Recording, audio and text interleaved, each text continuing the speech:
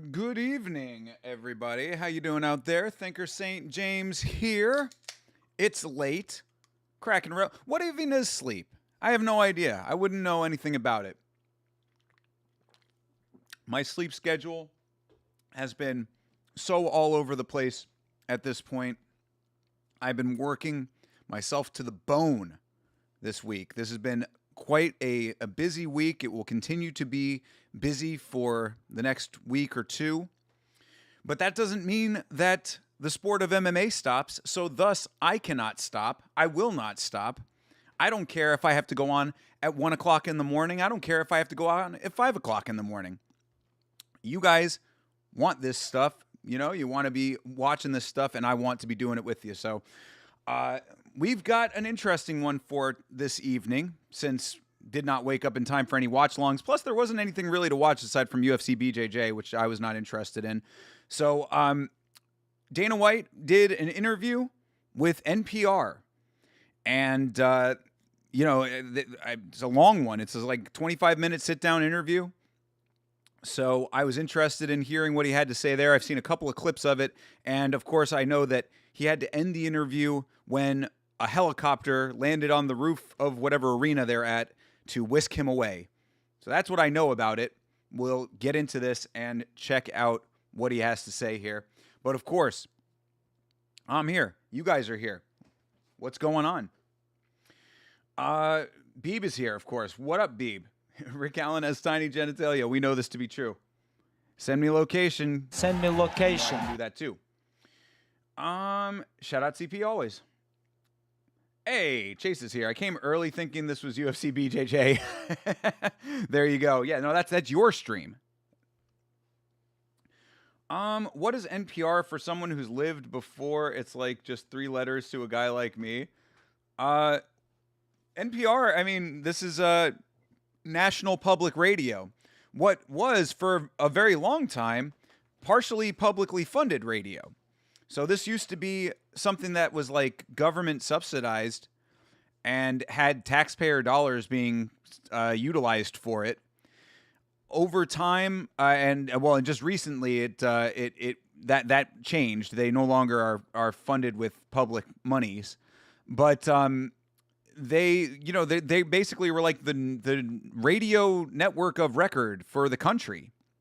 But a lot of people had said, and this is another reason why I wanted to do this watch along here, why I wanted to do a watching of this interview. A lot of people have speculated, and I think that there's some validity to it, that NPR, their political biases sort of took over the network over time. They became less impartial, I guess you could say. They certainly platform and promote a lot of left-leaning ideals. So another reason why this interview with Dana White is so interesting. I think there's a clip in here where he says something about himself being somewhat more liberal than a lot of people think, and that was certainly something I wanted to listen to and hear how that all played out. But, of course, when it comes to something like this, I have to preface everything that this probably will have some political aspects to it.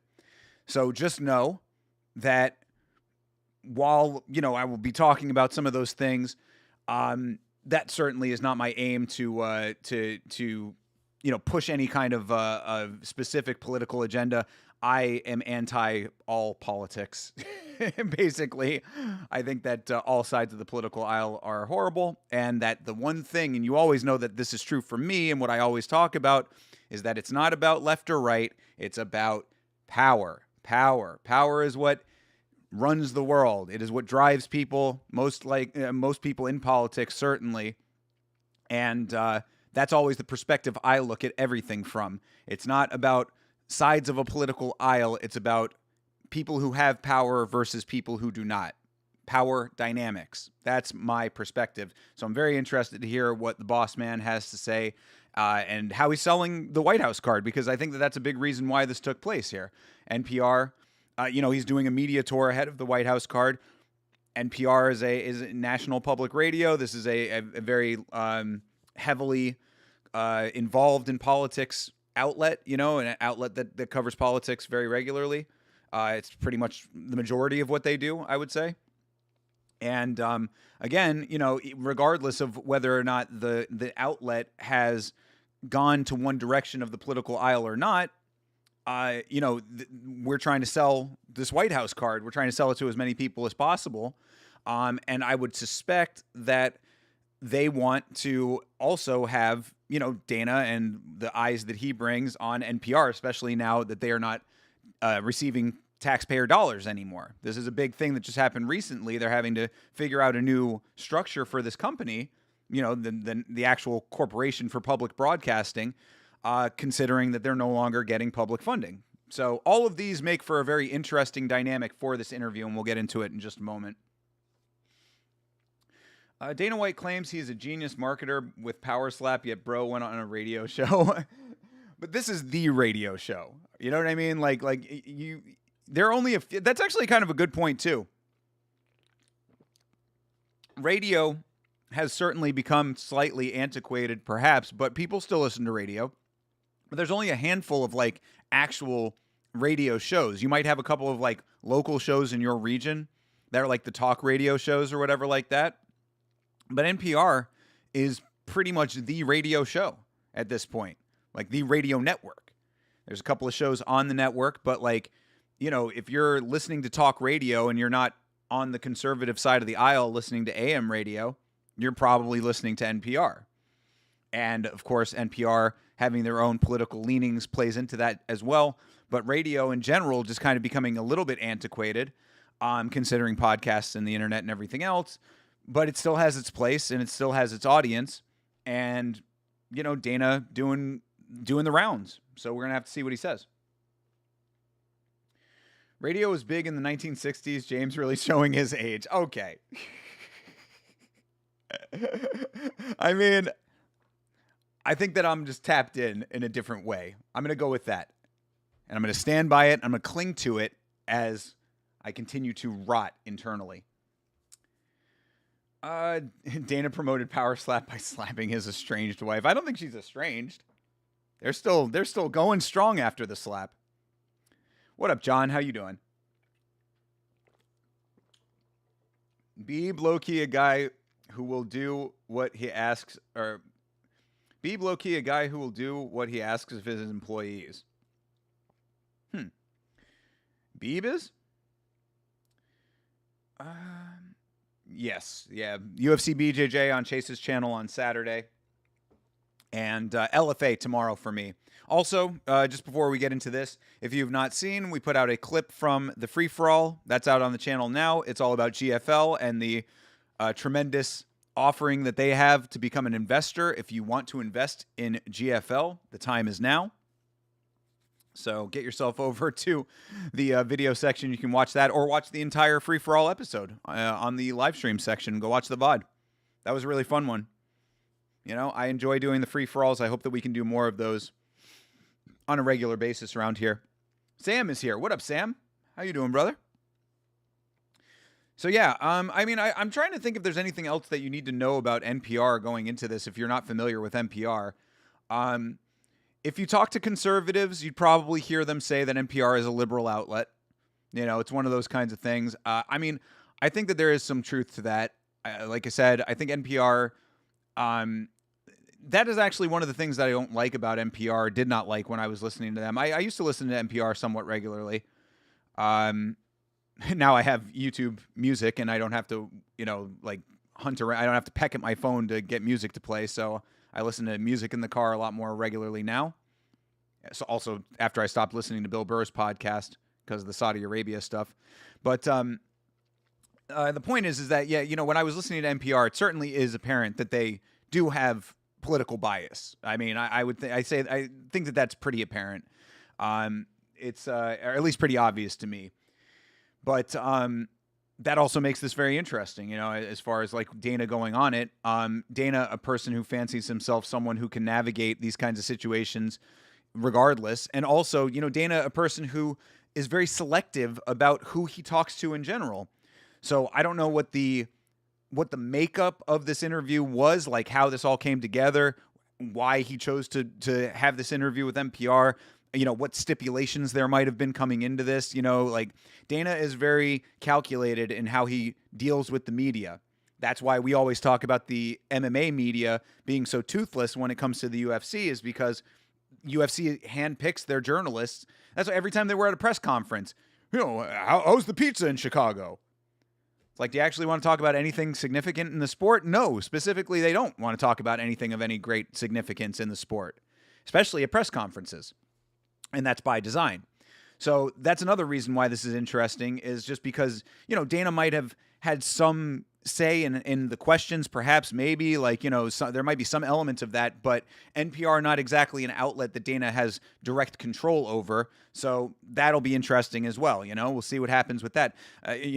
From what I understand, he leaves this interview because a helicopter comes to take him away. It's not like he walked out of the interview out of anger or anything. He didn't rage quit the interview. So obviously this goes pretty well. We'll see if this interviewer, who is this interviewer, by the way? I'm sure it'll say when we start the video, but either way, I'll find out who this. I'm sure I'll know this person from NPR, but we'll see if he pushes back on anything. We'll see if he has any of kind of hard hitting questions to ask. But overall, that's what we're going to be getting into, and we'll start doing that in just about 3 minutes time. GFL portion was 1/3 of the episode. My goodness, they teed it up for us. I mean, I didn't expect us to go that long on the GFL either, but I mean, it was just when there's more and more and more, they're just kind of like there was so much to cover with it, and GFL made it very they made it very easy to kind of meme on it. Of course, as I said at the beginning of that clip. And what I probably should have said at the beginning of the segment on the stream, if I had known what we were going to be talking about, we are comedians. We are not financial advisors. Everything that we said in that video is all for entertainment purposes. Do not take any of our thoughts and opinions to be fact. Dana White maniacally laughing while he gets into his helicopter to fly down the street. Yeah, for real. He gets in the helicopter over here. It just takes him like 2 blocks over. He didn't even have a car anymore, dude. He just flies by helicopter everywhere, like Bill Burr.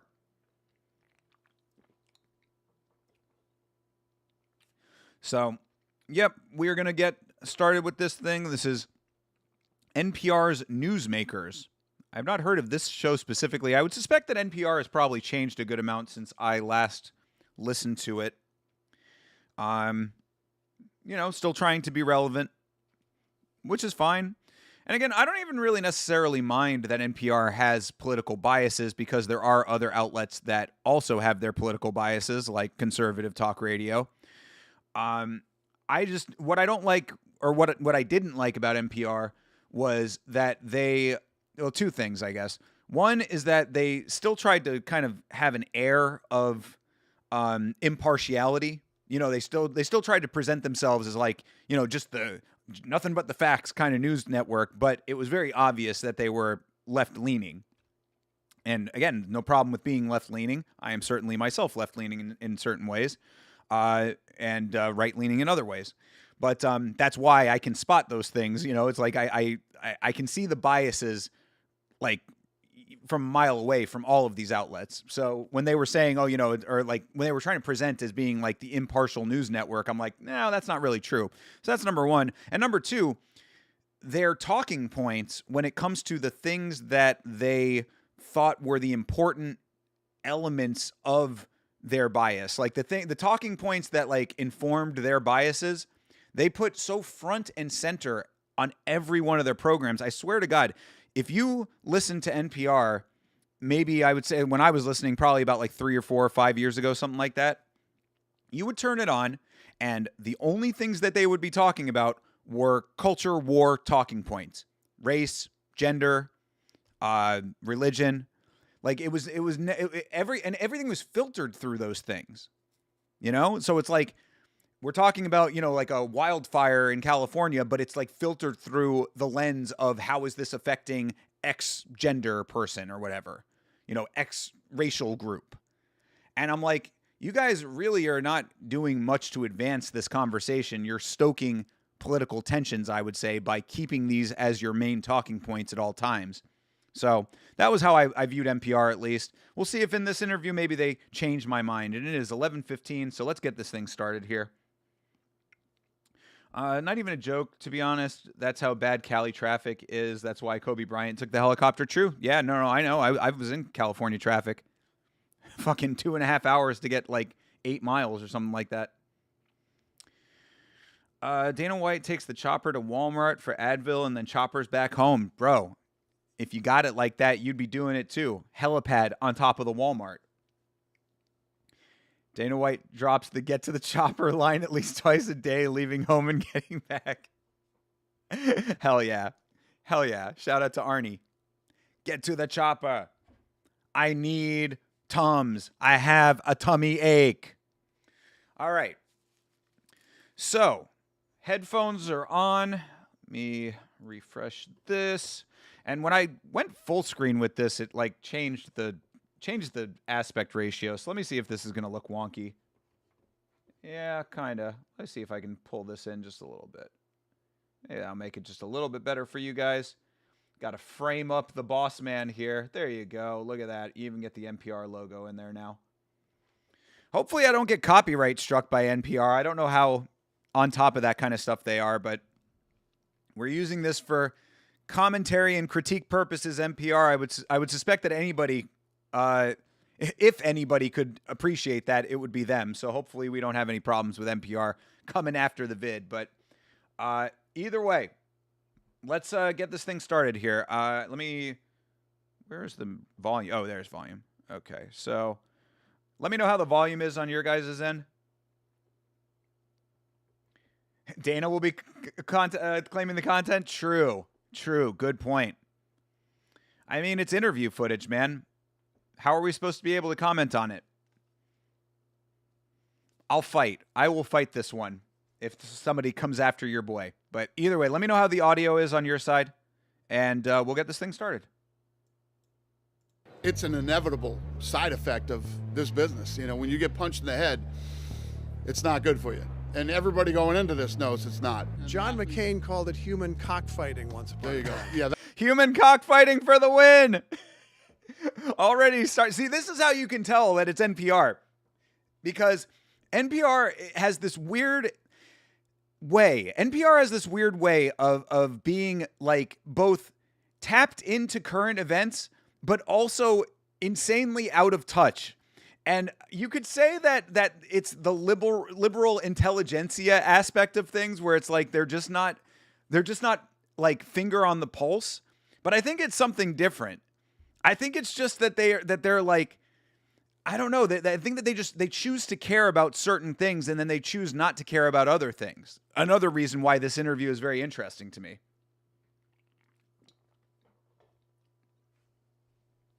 NPR would be foolish to copyright strike Yama. True, Beeb. Thank you for that. Exactly. Come and get some. Audio's good. Thank you, Chase. Appreciate it.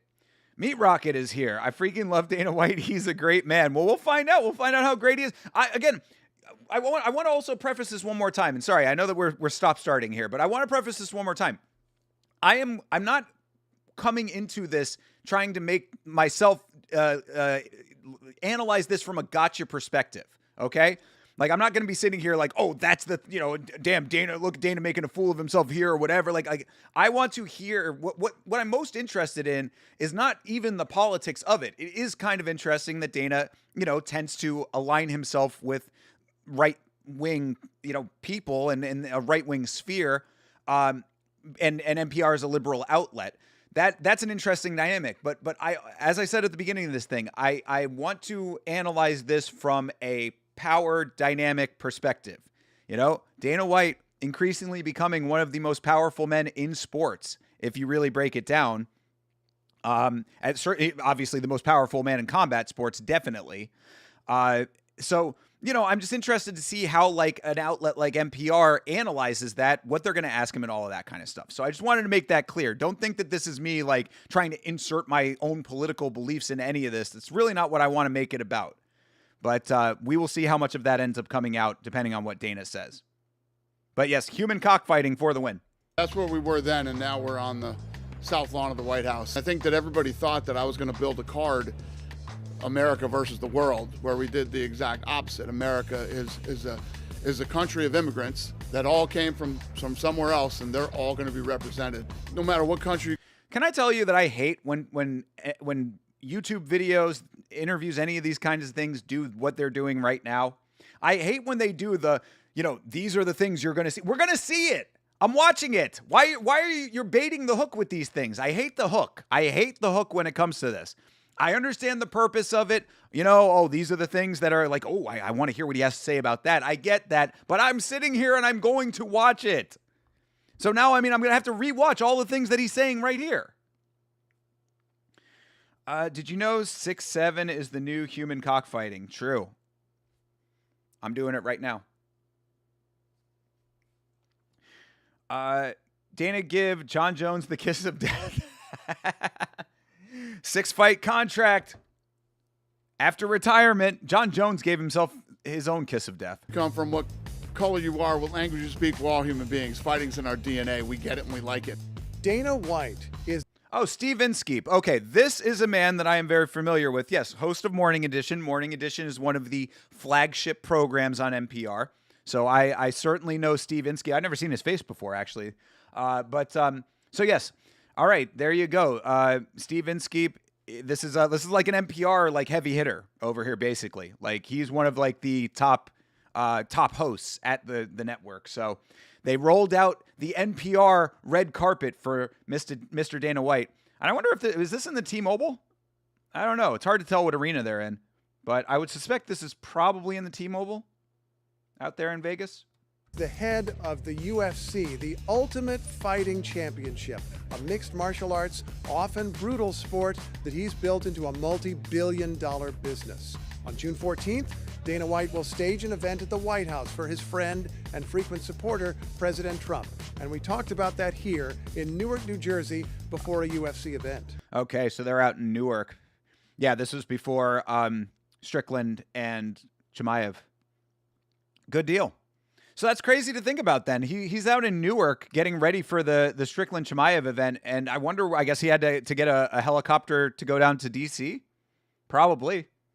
Very interesting. But you hear, I mean, that was actually a pretty decent introduction there. I think that's pretty fair. Not necessarily like overly critical, not super overly praisey either. I think that was pretty fair. Sport is brutal to a lot of people, especially NPR listeners. I would think that this is something that a lot of people in this sphere that would be consuming this content would think that, yeah, I mean, MMA is still it is human cockfighting to a lot of people in that world, I would think. I still think it's human cockfighting, which is why I only watch UFC BJJ. And there you go. Meat Rocket proving the point. Privyet, my dude, thank you for being here. Dana White, thanks for welcoming us here. This is an amazing event. Thanks it's for great to coming. see. How do you know it's an amazing event? Are you going to watch? What? You haven't even seen it yet. I think he's literally going to make that point. Look, to be fair, UFC's production is amazing. What they do is an amazing thing. To be putting on mixed martial arts events at the level that they do on a weekly basis, basically, at this point. And you see, we literally were just talking about it. I mean, GFL, Scott Coker just announced his new promotion. PFL, all of these other organizations trying to get to the level of what the UFC has become, or even emulate a fraction of that. How many times on watch-alongs have I said, damn, another event not starting on time, another event where they don't have the replay system or no graphics on screen or whatever, all of those elements that go into making quality product, the UFC has achieved all of that. So I think it is fair to say that what they do is amazing. Didgeridoo Dave is here. What up, brother? Good to see you, Didgeridoo Dave. I like your cowboy hat, my man. Bros from the future, exactly true. He time traveled back to the past like Samurai Jack to have this interview. Damn, goated Samurai Jack reference. Whew, feeling myself. We were just watching your press conference here in Newark, New Jersey, where you introduced some of the fighters who are going to fight at the White House June 14th. What does that event mean for you and for the UFC? What does Josh Hokett mean? Okay, Mr. White, can you explain what "don't find your wife in Miami" means? Am I right, Miami? He said that a lot. He said, am I right, Miami? Can you explain this to me? That's another reason why I love this, too. You have to also understand, NPR, very stuffy. Look how this man here is dressed, Mr. Steve Inskeep. You know, he's got the like the tweed, I guess, or whatever, you know, the heavy cotton suit going on here. Like, this is the average NPR listener that you are looking at interviewing Dana right now. So I like the idea of a dude, you know, this is all foreign to him. This world, this entire world that we occupy, you, me, Dana, all of us in the combat sports space, this is like fucking, you know, another planet to this guy. So I do like the idea that he saw the fucking White House press conference and was like, there was a man there and he was rhyming. He was saying nursery rhymes. I didn't understand exactly what he was talking about. He said something about a man named Song Yadong and said that he was him with a King Kong schlong. Can you explain this to me, Mr. White? Did you Aiden Ross tell the story of his first? Oh, did you see Aiden Ross tell the first story of him meeting Dana? I saw a clip of it in the most recent Mixed Molly Whoppery video. I had not seen it before that, but shout out to Mixed Molly Whoppery, the GOAT, Mixed Molly Whoppery. So glad to see him back. Always appreciate that guy. And if you have not seen his most recent video, I highly recommend it. What fighters could this nerd name? Good question. Good question. Probably not many. I'm surprised that he even knows Dana's name. 1:25 p.m. Friday, May 22nd. I'm in the future, yo. Hell yeah, Didgeridoo Dave. Appreciate you time traveling back to hang out with us this evening. Well, if you look at our humble beginnings and where we came from, meaning that when we bought the company in January of 2001, we weren't even allowed on pay-per-view. Venues didn't want us, and many other negative things. Stigma that was attached to the sport and John the athletes. McCain called it human cockfighting once upon a time. Yeah. Perfect. There you go. Yeah. That's where Human cockfighting. we were then, and now we're on the south lawn of the White House, and you know, with 4,000 people, mostly military, and then across the street at the Ellipse, there'll be 85,000 people. Over 300,000 people have applied for tickets. I didn't know that you could apply for tickets. Somebody was at, Maniac, Wreckful, was asking about getting tickets. I guess we'll have to find out where you can apply for those. But yeah, 85,000 people at the Ellipse. Pretty crazy. And that's actually something I did want to mention because Chase and I were talking about that on the free-for-all last night. Apparently a lot of people at the actual event itself, like cage side and in the surrounding structures, are going to be military personnel, which I think is very nice. Surprised he didn't drop the "What is Joe Rogan's dream?" Bro, I think Hokit is so corny. The moment he loses, his career is done. Nah, he can always come back with another good win, but I certainly think that like the shtick is going to be. I mean, like I don't know how the shtick is working now, so I couldn't say, Meat Rocket. I really don't know. You know what I'm saying? Like, I mean, like there are people who are buying into the shtick now, where I already think it's played out. If he loses and still does the shtick, does it like just not work? And that's the other thing too. Like, think about this part of it. Just because he loses and the aura might be gone for the fan base doesn't mean that he has to stop. If they still book him, he can still do the same cringy shit he wants to, even if everybody hates it. And he might still do it if everybody hates it intentionally. So I don't know. We'll have to see how that all ends up playing out. There's a guy in the UFC cards Discord who has tickets, supposedly. Oh, okay. Ask him how he got them. Instant payoff from the Looks Head clip earlier. The Looks Head clip? Oh, when we were talking about the girl that's going to be there? Speaking of the White House event, what about bugs? It's an outdoor event. Dana White talked about the bugs thing. He was saying, yeah, there's like, they're having to figure out like how to like take care of gnats and flies and all kinds of other outdoor stuff. It is fucking, central, the center of the country, so to speak, but it is coastal out there, close enough to the coast. Not in the middle of the heartland, so to speak. It's near enough to the East Coast in the middle of summertime. Yeah, I'm sure that they're going to be having plenty of problems with that. Yeah, don't be too surprised if Ilya Taporia is swallowing some flies. Setting up a kind of outdoor arena there at the White House, Right. Is that right? It's, which there's two things I hate. I hate stadiums, and I hate, even worse than a stadium is fighting outside. There's just so many different variables you have to deal with, the weather and, the worst obviously being rain and lightning. Yeah. And then bugs and, temperatures and Could lots be of different anything. things that I don't like. How involved has the president been in the details? Not very. Not very. He, I fucking hope not. Like, Jesus Christ. Like, again, I like that there are fights that are taking place at the White House. I am a fan of this event. I think it's great for the sport. And, considering that there's a lot of terrible stuff going on in the world right now, I do like that we are getting this at least. At least there's this, some beacon of light within all of the terrible stuff.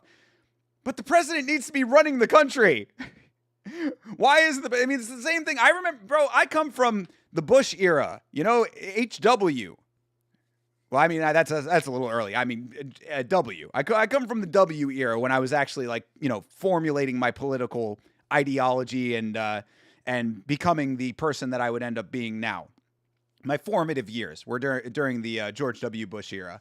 And I remember people getting on his case about golfing, bro's out there on the golf course. Barack Obama out there on the golf course. I'm glad that the president is using his downtime to watch UFC and stuff, but to think that the president is taking time out of running the country to be planning the White House card. This is what the UFC should be doing, bro. You need to be stopping the war that you've started. How about ending the political engagements, the political violence that are wrecking another side of the world? Anyway, I said I wasn't going to get super political, but you know what I'm saying here. You know what I'm saying? The president should not be taking dramatic amounts of time out of his schedule to be planning the White House card when the entire country is up in arms over various different things. Gas prices are through the roof, etc.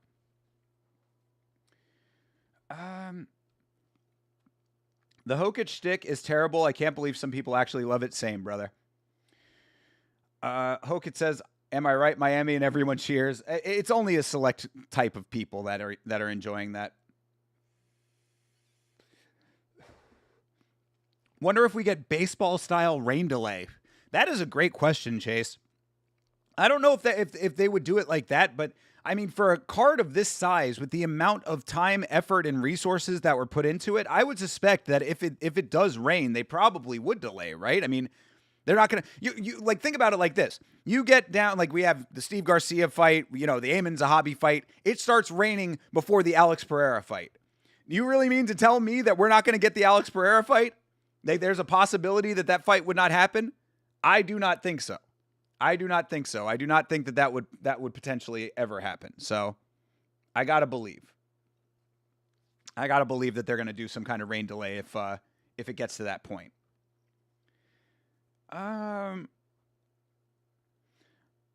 Rocket baby, come on, we gonna fly. True.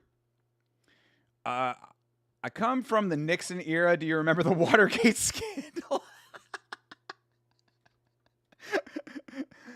I am not a crook. Jeremy's here. What up, Jeremy? Good to see you, brother. You agree 1,000%, James? Appreciate you, Beeb. No, you would have to move the event to an arena. You can't keep the White House lawn open for more time. You bring up a great point, right? How long are people going to stay on the White House lawn, right? People got jobs. It's a Sunday, right? Think about that aspect of it. Plus, it doesn't even matter what day of the week it is. If all of those people are military personnel, they have a window of time that they can be out, The Lord and Savior Trump will hold off the rain. It will be written about in the Trump Bible. Chase with the galaxy brain takes, as always, knowing exactly what the truth is. There's two sides of every story, and then there's the truth. Trump. That's that third one. He put Ivanka on it, and Ivanka early on when we were laying this thing out was our point person, and then she fucked the off. only thing, he was at the fight in Miami, and he said, "Why is Derek Lewis not on the card?" We called Derek Lewis, and now Derek Lewis is on the card. That is so wild. That is so. First of all, it's wild that he wasn't on the card to begin with. This goes back to what we were talking about the quality of the card and the fights that were supposed to be on it versus what we actually got. But think about how crazy that whole sentence was crazy. First of all, Ivanka Trump, just the daughter, right? I mean, she's just what qualifications does she have to be the point person of anything? Chelsea Clinton would have been the point person if this had been the Clinton administration. Like, what qualifies her to be involved in any of this? But okay, so Ivanka Trump is the original point person. Fine, whatever, the card's going along. Then fucking Hokit versus Blades happens, and the president says, "Where's Derek Lewis?" And then Hokit is fighting Derek Lewis now. This is the same thing about when Uros Medic talked about getting his visa. We were talking about that on the show last night, right? It's just like, it is ridiculous. There used to be, and again, I know that a lot of like younger people may not like know the dynamic of how things used to be all these many years ago, but there used to be that when the president wanted to do something like dramatic, there was like a system called like checks and balances, where like it used to be a process. You know, it's like, okay, I want this to happen. I have to get congressional approval. It needs to go before the lawmakers, yada, yada. It's like, no, Trump just does whatever the fuck he wants now. I mean, which is, it's certainly interesting. I don't know if it's great, but it's certainly interesting that, like, you know, okay, we need this guy to be able to get into the country. He's having visa issues. Pick up the phone. He's got no more visa issues. Joe Rogan wants that psychedelic treatment. He texted the president. Joe Rogan texted Donald Trump and said, "Hey, you should look into this." And Trump said, "Let's do it." And Joe Rogan's at the White House signing a bill, or, you know, watching him sign the bill. Just a wild time, man. Now that's a face only a mother could love. What if Iran secretly placed gnat eggs and larvae everywhere on purpose months ago? Yo, some bio-warfare elements to this. Interesting perspective, Meat Rocket. I mean, I don't know if they have that capability while they're being mercilessly leveled right now, but, you know, I don't know. I think they got more problems at that Strait of Hormuz. I keep hearing about the Strait of Hormuz. What's going on over there? This is a fan. This is a fighter that he likes. Yes. He's a fan, obviously. He didn't know who Derek Lewis was. Oh, he's a fighter that he likes. Yeah, dude. Derek Lewis, and now Derek Lewis is on the card. This is a fan. This is a fighter that he likes. Yes. He's a fan, obviously. Yeah. He's a fan. Derek, the Black Beast Lewis. Uh-huh. Let me ask about a couple of other fighters, the guys who are at the top of the ticket, and you just introduced them here in Newark, New Jersey. Ilya Topuria, who is your lightweight champion, and Justin Gaethje is the challenger. Justin Gaethje. I've seen videos. They're pretty brutal as fighters. Right. But talk to me about their backgrounds. Where do they come from? What kind of people are they? This dude has never watched a fight in his life, bro. Steve Inskeep has never watched a fight ever. Bro has his little notebook and had to make sure Ilya Topuria and Justin Gaethje. I'm gauging you right now to see where your fight knowledge is, and it is obviously very low. Hey, City Life, what's going on, brother? Good to see you, bro. Yes, I saw your email. I will get a response over to your email. Appreciate you, bro. Hope you are well. If Jailton Almeida fought aggressively again, what are his chances against Ngannou? Not good, I would say. Not good. Dana sure makes the rounds making the rounds these last couple of weeks. Absolutely he is. Yeah, I mean, NPR being the most interesting one of them all, I would suspect. Yeah, this guy knows nothing about MMA. I mean, that certainly is coming through. But I don't know. I don't think that he's asking bad questions. I just think that it's quite obvious that he has never watched a fight in his life. Yeah, so Ilya lives in Spain. He is literally, it's either him or Islam Makhachev right now, the pound-for-pound best fighters in the world. Yeah, you know what would be great if the two of them fought each other to find out who the actual PFP is. Right? Why has that fight not happened, Dana? Where's Steve Inskeep on that issue? Dana, I hear a lot of people online saying that they wanted Ilya Topuria to fight Islam Makhachev, and a lot of people are saying that Islam Makhachev might have been avoiding that fight by going up a weight. Your thoughts? Where's that question? Mm-hmm. And he is very tight with all the big, like most famous soccer players all throughout Europe. And of course, that's what Dana cares about. It's like the love and adoration and the celebrity worship is just, again, it's about power. As I said coming into this thing, it's not about politics. It's always about power. The more that people realize that that is the actual dynamic in this world, people get caught up in party politics. It's not the politics. It's always about the power. And that celebrity plays a ton in that now, The platforms that celebrities have, it gets them elected into political office. Think about that. He has unbelievable grappling, and he has even crazier knockout power. Uh-huh. No lies there, Everybody kind of questioning whether or not Ilya really had the ground game. We saw it against Charles. He's beat some of the best fighters in the history of the sport, and he's going up against Justin Gaethje, who is the human highlight reel. He's another one. Unbelievable power, unbelievable knockout highlight reels, and that fight means something in the division and should be a really good fight. Means something in the division. It's for the belt. Yeah. It means a lot in the division, I would say. Means a lot to Justin Gaethje. I mean, he's probably going to retire if he loses. So, okay.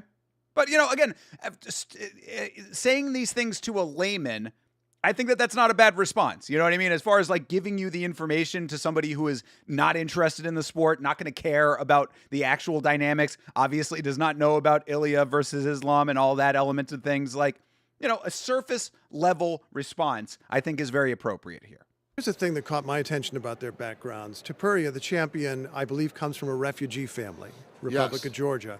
And the challenger used to work in a copper mine.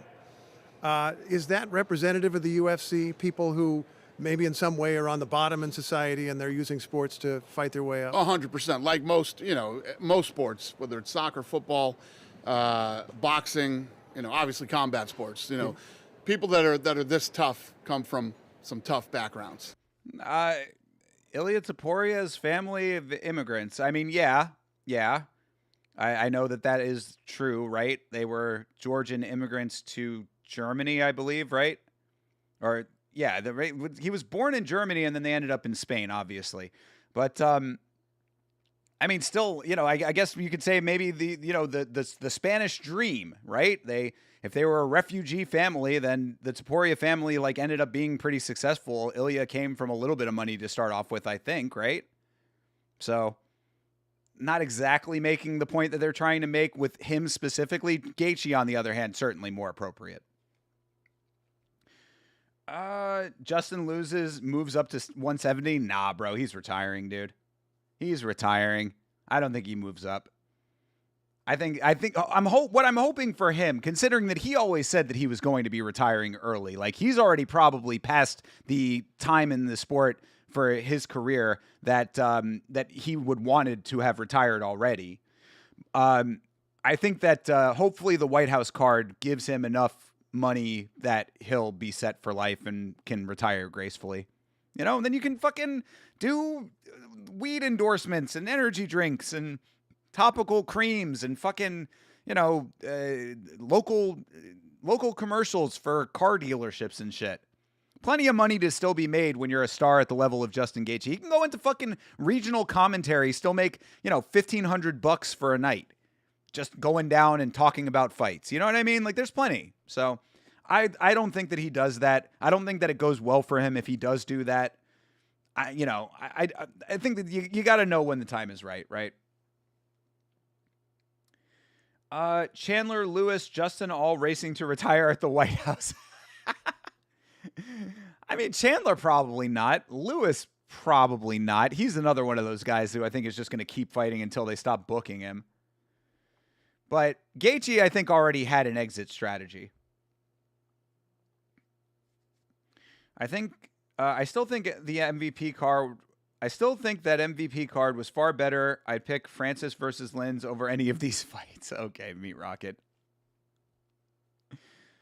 Justin joining the PGA. There you go. Celebrity golf tournaments. There's plenty. There's so much out there. You know, it's a big world out there, guys. Come on. Let's not undersell Justin Gaethje thinking he has to move up. He's going to become a household name, and then this guy who's doing the interview is going to know it and be able to pronounce it. Yeah, absolutely. Absolutely. You were a boxer once, weren't you? I was. What I like about when me and my partners, the Fertitta brothers, you know, got into the UFC, what we started to like was some of these stories of these guys. Mm-hmm. You know, at the time, Chuck Liddell, I don't know if you know who he is, Mohawk, Chinese writing on the side of his head, Fu Manchu mustache. Him trying to pretend that he knows Chuck Liddell. Oh, yeah, sure, of course. You know, he looks like a serial killer, but he was actually a accounting major from Cal Poly. Matt Hughes at the time, who was a farmer from the Midwest. And these were the different types of stories that, other than boxing, which was, I came from the mean streets of such and such. If it wasn't for boxing, I'd be dead or in jail, which was everybody's story. Immigrants, people who don't speak English as their first language, right. On and on. Well, one of the things that See, immigrants, got to bring it back to again, look, I'm not trying to say it's right, wrong, or otherwise. But when I say about NPR inserting their politics into things and shaping narratives based on talking points, that's what I'm talking about right there. Bring it back to immigrants. Bring it back to immigrants. You know what I mean? Like, and they do that with everything. If it's a gender thing, it's like, just bring it back to gender. Bring it back to gender. You know? Trans issues, bring it back to trans, bring it just, it's like we're talking about all this other stuff. All of these other elements make up what we are talking about. This is a broader conversation that we're having that's nuanced, but bring it back to the talking points that we have. That's the bias. There you go. You're seeing it in real time. Rich Franklin was a school teacher. Yes, he was. And he was a great representative of this sport. I always use Rich Franklin as one of the examples of why I think that it is valid and important to acknowledge the good people of this sport. We talk so much, especially on this channel, we talk so much about the negative sides of the sport that I think people like Rich Franklin, people like Malcolm Wellmaker, these guys who are just good people that come into the sport and represent themselves in the sport well, I think it's very important to acknowledge them. Is NPR pro or against immigrants? They would be pro-immigrant, I would say. I mean, I think that they're pro-humanist. And again, I'm not saying that that's what I am. I mean, obviously, I'm nation of immigrants, all that kind of stuff. I mean, I certainly am not in support of all of the socio-political things that are happening with people from other nations right now in this country. I'm just saying that it's what the conversation that they're having specifically right now, like, yes, it started off with that, like, as part of the framework, but like, he's talking about Justin Gaethje and talking about like the stories of all these fighters and, and just like, yeah, everybody's got their unique story in the sport. That's what makes it interesting. All of these fighters come from different backgrounds, etc. And like the question was started with that as the framework about immigration or immigrants being like the makeup of this thing. But like it sort of drifted away, but they had to pull it back. That's what I'm talking about with that. It's really not about what their stance is. But if you were to ask what the stance is, yes, they would probably be pro-immigration, I would say. Bleeding Edge, what's going on, brother? What are we breaking down tonight? We're breaking down Dana White's interview on NPR. This is it's fascinating so far, honestly. We're not even a quarter of the way through it right now, and I've been really enjoying I find this a very fascinating exercise. So, yeah, we're listening to Dana White navigating an interview with NPR, which is generally a more liberal outlet. Dana White, obviously aligns currently with people on the right. This conversation has been pretty fascinating. And again, as I've said, frame it always as not left versus right, but power versus not power. Power versus the powerless. Believed about the UFC in the early days was no matter what country you come from, what color you are, what language you speak, we're all human beings. Fighting's in our DNA. We get it and we like it. And when guys like you and I grew up, your parents would put you in karate or taekwondo. This is the new martial art that men, women, and children are taking all over the world. Has the UFC, after all these years, become an expression of your personality? It is you and you are it. Me? Yeah, you. I would say that the the live event and the television side, I have honed and sort of dialed in over the last 25 years. But this sport has its own personality, and basically, whoever you are and where you're from, that's what I'm selling. Great answer. Yeah, legitimately great answer. I think that there's too much emphasis placed on Dana by design. By design. I mean, there's a reason that that's the case. But I think that right there, what he said is absolutely spot on. Dana White, he has become, and intentionally so, is the figurehead. So he gets a lot of he's like a magnet for the attention because he is who the information is filtered through. But the sport itself is way bigger than Dana, and I think that was the exact appropriate response. Also, just to go back to the answer before, I thought that was another good response, saying that it's like the makeup of everybody and all of that kind of stuff. Like that's what is the selling point. I think that right now, I mean, Dana's coming off pretty well over here, but again, obviously trained into all of this stuff. And I don't know how handpicked these questions are. There's not been any like hard hitting questions yet, of course. You know what I mean? So we'll see if any of that comes up. Love me some NPR. Wait, don't tell me. Wait, don't tell me is very fun. I do like Wait, don't tell me. I used to love Car Talk back in the day, man. That was a hilarious show. I'm not even a car guy. I don't even like cars. I used to love Car Talk. But what else on NPR? I really like the World Cafe. The music program that they have. They have some really cool music on there every once in a while. Like the Tiny Desk series for NPR is very cool. So yeah, I mean, there's still like good aspects of NPR. You just have to like go into it with the knowledge that you are getting it through a lens that is left leaning. And if you are okay with that, then fine. I think that you should be okay with that, even if you are more right leaning. The same way that I can go to Kill Tony and listen to Tony Hinchcliffe, make all of these jokes where it's like obviously right leaning. I don't necessarily agree with his politics. I can still laugh at the jokes. You know what I'm saying? We've gotten too partisan in this country to the point where it's like, if this person doesn't agree with me, I can't listen to or consume anything that they do. And I think that is very short-sighted. Yeah, Tiny Desk is goated. Absolutely. What do you mean by that? Who are you as a person? Mm-hmm. Where do you come from? What's your background? You're talking about a fighter. Who are you as a person? Exactly. It's a story. Who are you and where do you come from? That's what I sell every Saturday night. How real is that as opposed to performance? Well, we literally just had the press conference where Josh Hokett got into it with Ilya and Chama, and that question comes up now. I'm interested to hear the response here. You sell who they are and where they come from, and then it's up to them to perform. I always say I'm the bells and whistles guy, and then they have to come in and deliver, which for 25 years they have. That's why the sport has grown as big as it has. Why do you think the president has been such a fan since long before he was president? He's a fight fan. I mean, if you think about, the Trump Atlantic City properties, he was putting on big fights with all the biggest stars back in the 80s and 90s. It's true. And I have always said that. In fact, actually, if you go back to our review, MMA on Film, myself and Chase, reviewing the film Warrior, you see the Trump Taj Mahal in the background of a lot of shots there. I would think that that's intentional. Trump has been instrumental in this sport becoming what it is in this country and on this planet.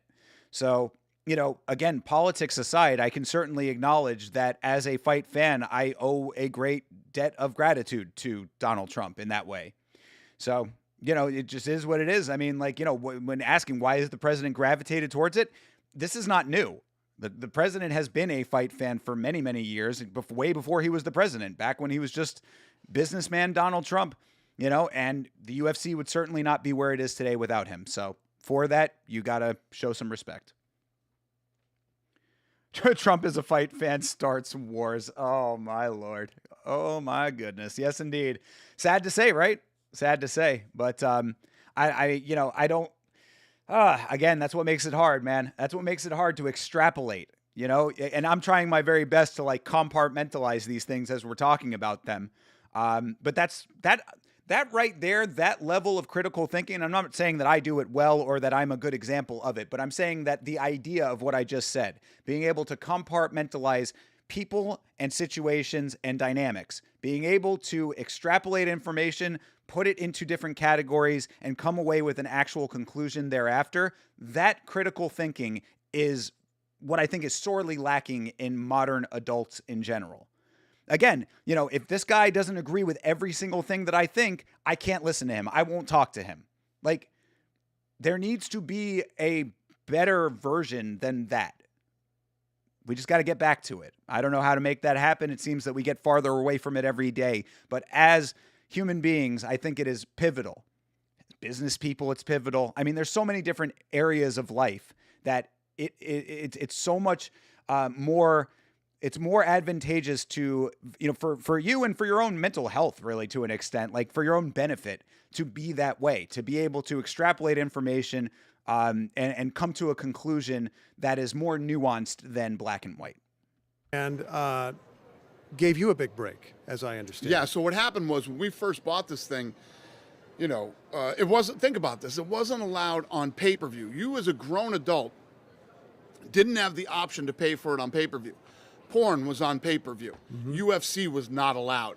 And our goal was to get onto free TV, and everybody thought it was impossible. So you can imagine venues.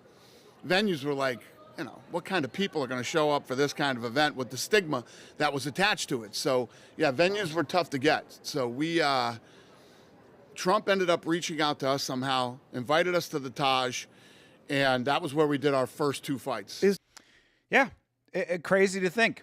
That goes to a level of puritanicalism, I would say, that is still prevalent in this country, especially amongst lawmakers, especially amongst the ultra-religious, I would say. Yeah, it is. We talk about extrapolating and compartmentalizing things. It has always been very strange to me. The relationship that sex and violence have when it comes to their representations in media, and the way that they are perceived by different groups of people.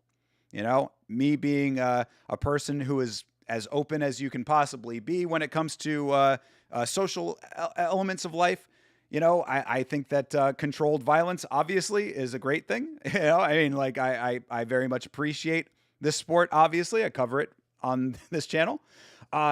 Sex, on the other hand, is another thing that is, very similar in the way that it is viewed.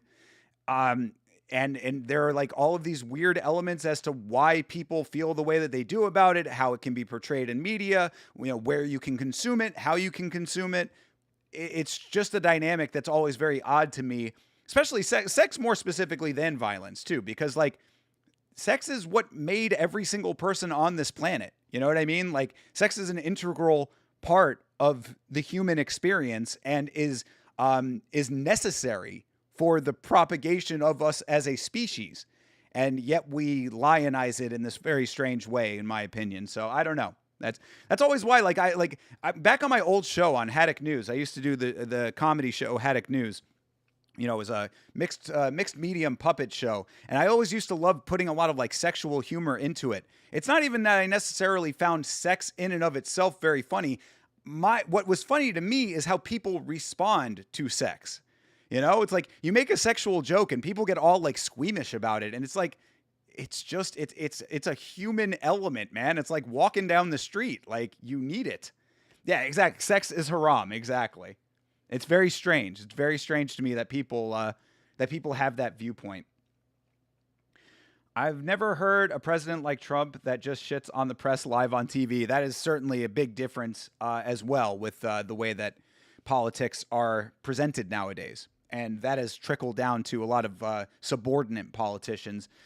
It's like we went through the Biden administration and it seemed like maybe that was going to be shifting back. And then we got Trump part 2 and it went right back to business, if not worse, when it comes to that. So I don't know. We'll have to see what the next administration ends up doing. But in the meantime, we got this for 2 more years. So we'll see how that all plays out. There's something about this sport that represents Trump's view of America or even Trump's view of the world. Well, It can seem like there's no rules, even though there are rules. It's a pretty brutal Trump sport. is one of the toughest, most resilient human beings that I've ever met in my life. The most. I don't know anybody. And I've been in the fight business since I was 19 years old. He's the toughest, most resilient guy I've ever met, by far. There's probably some truth to that. I think that you have to have a level of toughness and resilience to have achieved what he has achieved in his life. So, I don't deny that. Granted, having a large amount of money to start off with does help that, but I don't deny that there is some truth to that. And does this represent his idea of... I think fighting, I think sports does. I think the will to win, the will to overcome, the will to, he has every ounce of that plus some, even at 80 years old. He also is very frank, like he doesn't respect rules a lot. He doesn't respect niceties a lot. Does he like that side of the sport? Well, I don't know if that's necessarily... The blood on the face. I don't know if that's not necessarily true. It's definitely true. Come on, Dana, please. He doesn't respect rules and does not respect niceties. I think that is about to the T true. And I think that he would admit that. Like, to an extent, in his Trumpian way, I think he would admit that to an extent. Like, I don't see that as an untrue statement in the slightest. I think that anybody could see that's absolutely true. Again, so I was talking about checks and balances earlier. It used to be that there was like congressional approval that was needed for things. Doesn't seem like that's the case anymore. Talk about niceties. I mean, give me a fucking break. He literally threatened to wipe an entire civilization off of the planet recently in Iran. So a little bit wild that he would be a little bit wild that Dana would be like, I don't know about all that. Yeah. Come on, bro. Let's be honest here. Bro went bankrupt. Yeah. Multiple times he went bankrupt. Yeah. Yeah. Overcame it to become the president. Still out there doing ill shit. We were just talking about that too, right? Well, didn't we talk about that on the free for all last night where I was talking about the Trump phone and how the Trump phone is like leaking data for like thousands of people who got suckered into that thing? That's where the Trump Bible came up. Trump steaks. This dude had a steak delivery company that was also something that ended up folding.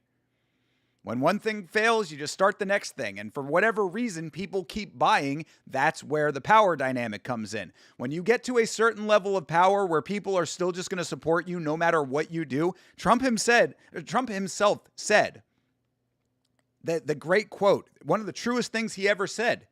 He had that quote where he was like, I could walk into the center of 9th Avenue in New York City and shoot somebody and I wouldn't lose any supporters. He was right. That is a level of power that is only achieved through the resilience that Dana's talking about him having, I would say. So, he went bankrupt. Yeah, he did all this other ill shit. So what? So what if all of these guys are still going to support me anyway? I think Putin is much tougher and resilient than Trump. Yeah, well, Dana's never met him, though. Tell me what is true. I think that he comes off that way. I've never, ever had anybody, including the two latest, Bill Maher and Ilya Topuria, show up at the White House and walk out the door and say, yeah, he's not a good guy and I don't like him. Yeah, because he likes you. And he's okay with them. Like, yeah, in person, one-on-one, he's going to be okay with most people. But when it comes to a national platform being the leader of the country, that is certainly not the case. And anyone who is observant of his behavior can certainly see that. Give me a break with this shit right now, dude. And again, Steven Skeep of NPR being, diplomatic. He's probably not going to press too hard on this, but we know the truth here. I think anybody with a pair of fucking eyes and 2 working brain cells knows the truth with that. What is it that people who don't like him are missing? What are they missing about him? I think that, listen, no matter who you are, you can be Donald Trump, you can be the president of the United States. Not everybody is going to like you. And multiply that by 10 million when you're in politics. Some people are completely sidestepping the question, by the way. What are people missing about him? Oh, well, people don't like people. I mean, what's the answer, though? Again, because that's the thing, is that Dana is being disingenuous by saying, oh, I don't, people, anybody who meets him likes him. Okay, well, what are the people that don't like him missing? Well, people just don't like people. It's like, come on, bro. You would listen to him in press conferences. You hear how this man talks and conducts himself from a national platform at the national level. Like, this is not fucking rocket science. Whatever. We're going to be watching this, listening to this, and think there may be a bit of a contradiction because we've been talking about how your fighters are often immigrants, people from disadvantaged backgrounds, even a refugee in the case of your champion fighter who's going to be at the White House. He keeps going on about this refugee angle with Ilya. Maybe I'm not familiar enough with Ilya's story. I don't know the refugee aspect of it. Or it certainly is not a narrative that I think that they've been pushing very hard when it comes to him, or he himself has been pushing very hard. Because I don't really recall that being like a major talking point with Ilya Taporia. But anyway, sorry, I'll restart the start of this. People are going to be watching this, listening to this, and think there may be a bit of a contradiction because we've been talking about how your fighters are often immigrants, people from disadvantaged backgrounds, even a refugee in the case of your champion fighter who's going to be at the White House. These are people, not universally, but in large measure, the president wants out of the country. And that's not necessarily true either. What the president wants is what everybody has talked about, including the Democrats back in the day. You have to get documented the right way. Mm-hmm. You know, there's a lot of people waiting in line to get green cards in this country. You know, the borders have been open for the last 4 years, and lots of criminals came in here, lots of bad people. They got them out first. I don't think the president has ever said he doesn't want people from other countries coming. Well, okay. First of all, the immigration process is a very long and difficult one, from what I understand. Being here legally is not exactly easy. And second of all, you talk about the borders being open, like. I go back to this because it just seems to be something that everybody forgot or doesn't care to remember for whatever reason. But like, whatever happened to the wall? Remember Build the Wall? I mean, like, it just seems like Build the Wall just went away. I mean, like, and I'm not even saying I was in favor of the wall, but wasn't that supposed to be the big fix to all of this, or at least one of them? Now we've got ICE raids, in major cities across the country, becoming political upheaval to a lot of people. And, I don't buy this narrative necessarily 100%. I'm sure that there are people who support it, who could explain it and would agree with Dana. But I mean, it does not seem to be exactly the case here. And I'm not saying that Trump even necessarily does not want immigrants in the country. I'm not saying that either. But I'm saying that the methodology, I don't think is working correctly. And it's a lot more Gestapo tactic to a lot of people than, what they would think that it is in the administration. And that in and of itself is very concerning to a lot of people. The interviewer just cooked. I don't know if he's cooking hard enough, honestly. He has said... If you do it the wrong way, yes. In his first term, he did talk about legal immigration and being in favor of legal immigrants. But in the second term, they've actually canceled a lot of people's legal status. They've taken refugees and said it's time to go. I was actually wondering, as I was watching your fighters at this press conference here, some of them, I wondered if they've come to you and said, I got a problem with my aunt. I got a problem with my brother. Can you... Yeah, and I just call the president and the problem goes away. Isn't that a great thing? Isn't it great to be a person in power? What did I say at the start of this thing? It is not about politics. It's about power. Yeah, see, this is another reason why Dana does not have a frame of reference for any of this, because none of this affects him. None of this affects him or his business. When you have a direct pipeline to the man that can fix all problems, you have no problems. 99.999999999% of the population does not have that luxury. Help me. There's one, a kid that retired from here who hit me up last week, and he had a problem with his wife. Mm-hmm. But he said, it was 110% our fault in how this ended up happening. Mm-hmm. But can you help? And? I don't think I can help, no. You didn't call up the president and say, hey. No, the president has done some great things. For instance, I don't know how long ago it was now, my time is a blur to me. I've been so busy this year, but I bet. there was a girl who was a fighter's wife, and she was Russian, but she has American citizenship. She went back to visit her family in Russia, and the military kicked her door in the middle of the night and arrested her. Wow. They had found that she had donated $15 to Ukraine, and they arrested her and had her in a Russian prison. And President Trump, I called him, and he got her out. He got her released. And Do you know how? That's a pretty crazy story. But again, it's like, okay, so you're saying on one hand, like some people can get help, other people can't get help. You have a direct pipeline one way or another to get a yes or no answer. Again, many, many, many people, the majority of people, the vast majority of people do not have the luxury to get a thumbs up or a thumbs down one way or another. I think the wall has been built already, the Great Wall of America. Nice. Are there like people using it as a tourist location at this point? Are they taking pictures on the top of it? Are they playing soccer on it? Is Bart Simpson skateboarding on it? These are the questions. Shout out to, what was that, Bart versus the World? NES video game? Come on, people, keep up. And President Trump, I called him, and he got her out. He got her released. And Do you know how he did that? he called Putin, I would assume. That's a pretty high person to call in Russia to get something Yeah. done. I want to ask about another aspect of your. Okay, well, I guess that's that. So the president called Putin, got the wife of a fighter released. All is right with the world. Anyway. That's a pretty high person to call in Russia to get something Yeah. done. I want to ask about another aspect of your business. You've talked a lot about brain injury, which is part of this sport. It's part of a Right. lot of sports, Yep. of course.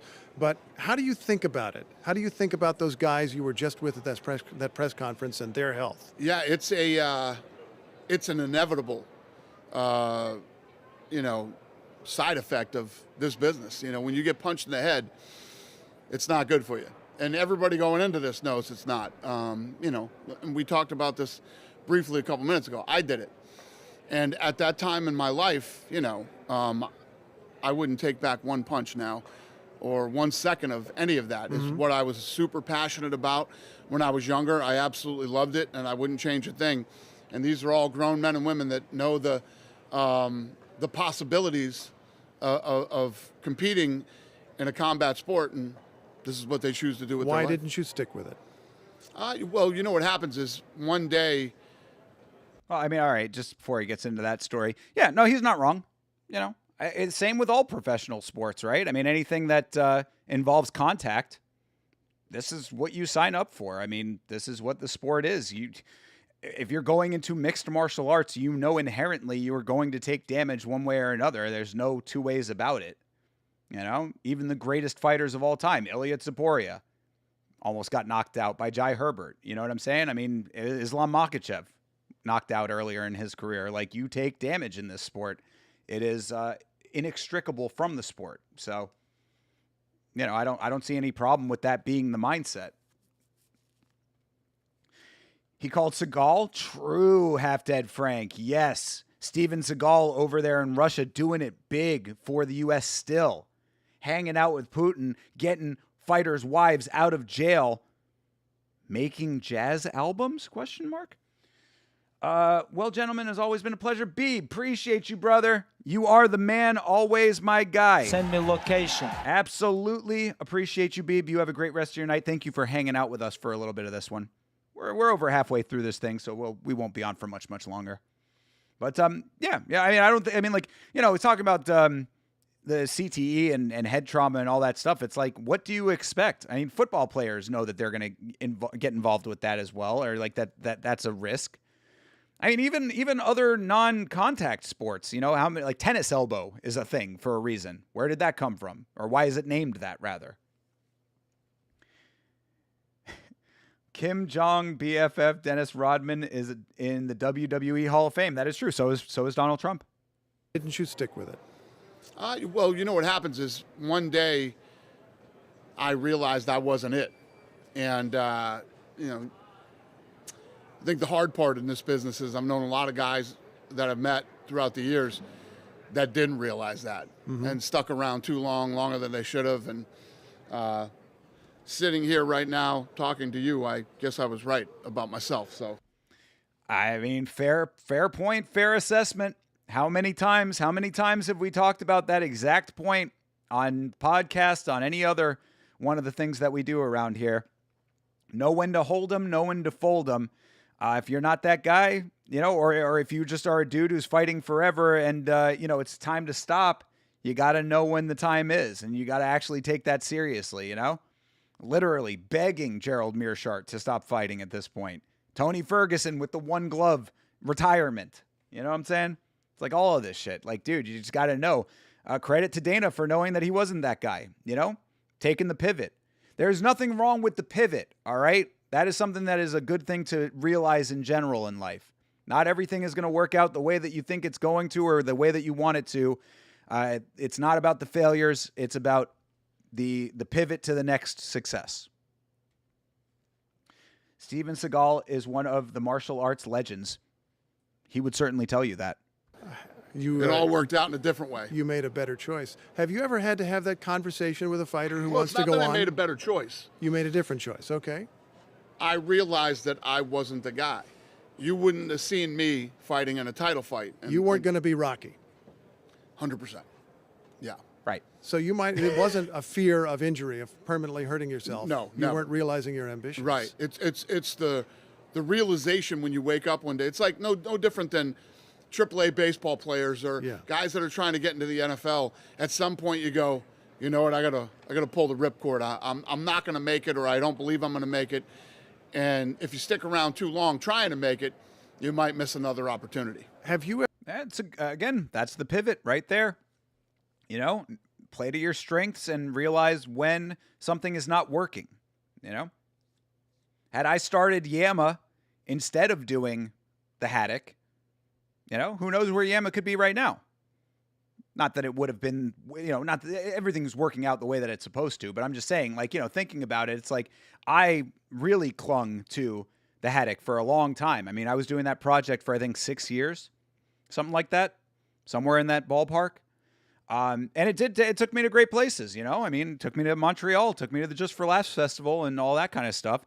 But, recognizing when it was time to hang it up, start the next thing, and now we're off to the races with Yama, and everything's going great in that regard. You know what I'm saying? You just have to recognize the reality and always be cognizant of what is real versus what you would like to be. ever had to have that conversation with a fighter who wants to go on, and you're the one who has to tell him, no, you're done? Yeah, I've had a lot of those. Not just guys that probably aren't going to be talented enough to stay here, but guys who are staying here too long past their prime too. Tony! Get the hell out of here, Tony, please. Not out of here, out of combat sports. Yeah, you say that, but champ shit only. I go over to Misfits Boxing and look who has a belt now, bitch. Gerald has a kick-ass gym here. Yeah, I think you've talked about that, Jeremy. That's awesome. That's what I think he'll pivot to, that and coaching. Yep, bro, there are plenty of other things to do in combat sports besides fighting. You know what I mean? That's, again, one of the... Shout out to Combat U. You know, shout out to Uriah Faber's Combat U out there at Sacramento State, showing that there's a much bigger world, you know? What I've actually been thinking about, and why I'm kind of surprised you don't see more of it, I wonder why there are not more fighters getting into the live production side of it. Now, of course, obviously with my background, that's where my brain might naturally go. But it just is interesting to me. You'd think that fighters being in the venue, seeing all of how the production works, I would suspect that more fighters be like, man, it's kind of interesting how the soundboard works and how the lighting rig works and all that kind of stuff. So I don't know. It's just one of those thoughts that I had. But back to the point, yes, there's plenty of things that fighters can do besides fighting.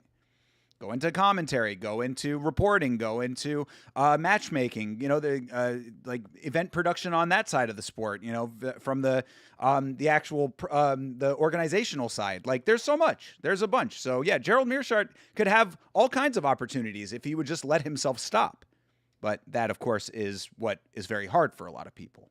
have had to have all those types of conversations. I'm thinking about, there was a lawsuit that you settled recently having to do with compensation for fighters. And one of the fighters said publicly, I need the money because I got CTE, which is a brain condition, and I can't take care of myself. That's why I need the money. You're right that a lot of sports have this problem. The military also has this problem. Yep. And they think about it and they study it, and sometimes they change their practices. Have you changed anything to make this sport a little less risky? Nope. The answer is going to be, of course, yes, but the real answer is no, because the real answer is there would be a fighters union and there would be health care for these fighters. So the answer is no. Whatever Dana's going to say is going to be, something else, I'm sure, but the answer is absolutely not. And that, of course, is one of the biggest things. I actually give NPR man Steve Inskeep over here a little bit of credit for bringing up the lawsuits. And it's a travesty. That is one of the major travesties of the current combat sports landscape right now, is that the Zuffa lawsuits were not successful, at least in that regard, at least in the regard of getting there to be a fighters union, an athletes association for these fighters, and better health coverage for them as they go out week over week, putting their bodies and their minds on the line for little to no support. I'm getting more into teaching, which I love, as well as competing. I want my own promotion. There you go, Jeremy. Absolutely. I've been thinking about getting into management myself. I was thinking about this recently. I'm like, with the way that I view the sport and how much I am on the side of the fighters, I could probably help a couple people out. I mean, I'm pretty good at interpreting contracts and stuff like that. Fighters wearing headgear. Yeah, sure. Everybody in the PI has to make sure that they're wearing shin guards. Absolutely. Everything that we do in this business every day, nothing is more important than health and safety to us. Ha! Think about this. 30-year history of the UFC, never a death or serious injury. In 30 years. Cheerleading can't say that, okay? I gotcha, but there are guys like this guy with CTE who did have a long-term condition. Yeah, well, later on in life, you're gonna, when you are in a combat sport where you get hit in the head, this isn't like the NFL where, they believe for years that helmets would protect your. Yeah. There's none of that here. You know exactly what you're getting into. You're getting hit in when the head you get with a into glove. this sport, 100%. And there's never been 6 to 7 boxers die a year. Never been a death or serious injury in the sport. We spend the money to make sure that 2 healthy guys are stepping into the octagon. We have the proper medical attention there that night and after the fight. After the fight. That's, oh man, he almost had it, because if he had not said that, I was going to pause it and I was going to say, I believe that. I do genuinely believe that they take the health and safety of their fighters seriously when it comes to the front end of the sport. Getting the fighters to the fight healthy, making sure the fighters are healthy throughout the fight itself, and then, concluding the fight. That's the element of that, dynamic that they care about. But the after the fight that he just said, come on, bro. Who are you trying to fool over here when there is no type of health care for these fighters? Give me a break. I started a promotion and Yama handles all the behind the scenes stuff. I mean, could very well be. Yama Fight Management LLC. I've got a production company already. Live streams, refs, etc. I'm not opposed to it, man. We can talk. We can certainly talk. I'll have to see what your vision is. Hey, Johnny the God, what's going on, brother? Hey, Thinker, I just turned in late. Thoughts on Scott Coker returning to start a new fighting organization? I love it. Let me real quick talk about that. I love that Scott Coker is back because I have always heard about Scott Coker and I have always perceived him to be one of the better promoters in the space. He has a great reputation amongst fighters. He has a great reputation amongst business people. That said, Scott Coker already had a promotion, Bellator. Bellator gets sold. Scott Coker does other things. He actually, I believe, left Bellator before the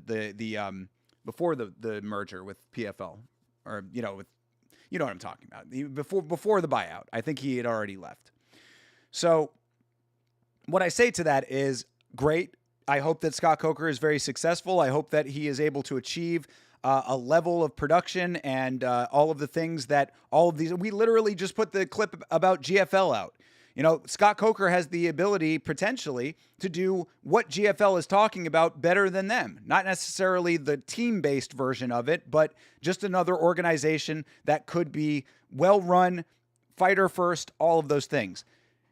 Scott Coker had the chance to do that with Bellator and was not able to do it there. So I'm slightly skeptical of it, but I do like Scott Coker as a promoter, and I hope that he, I hope he's able to do good things. You know, competition is good for mixed martial arts.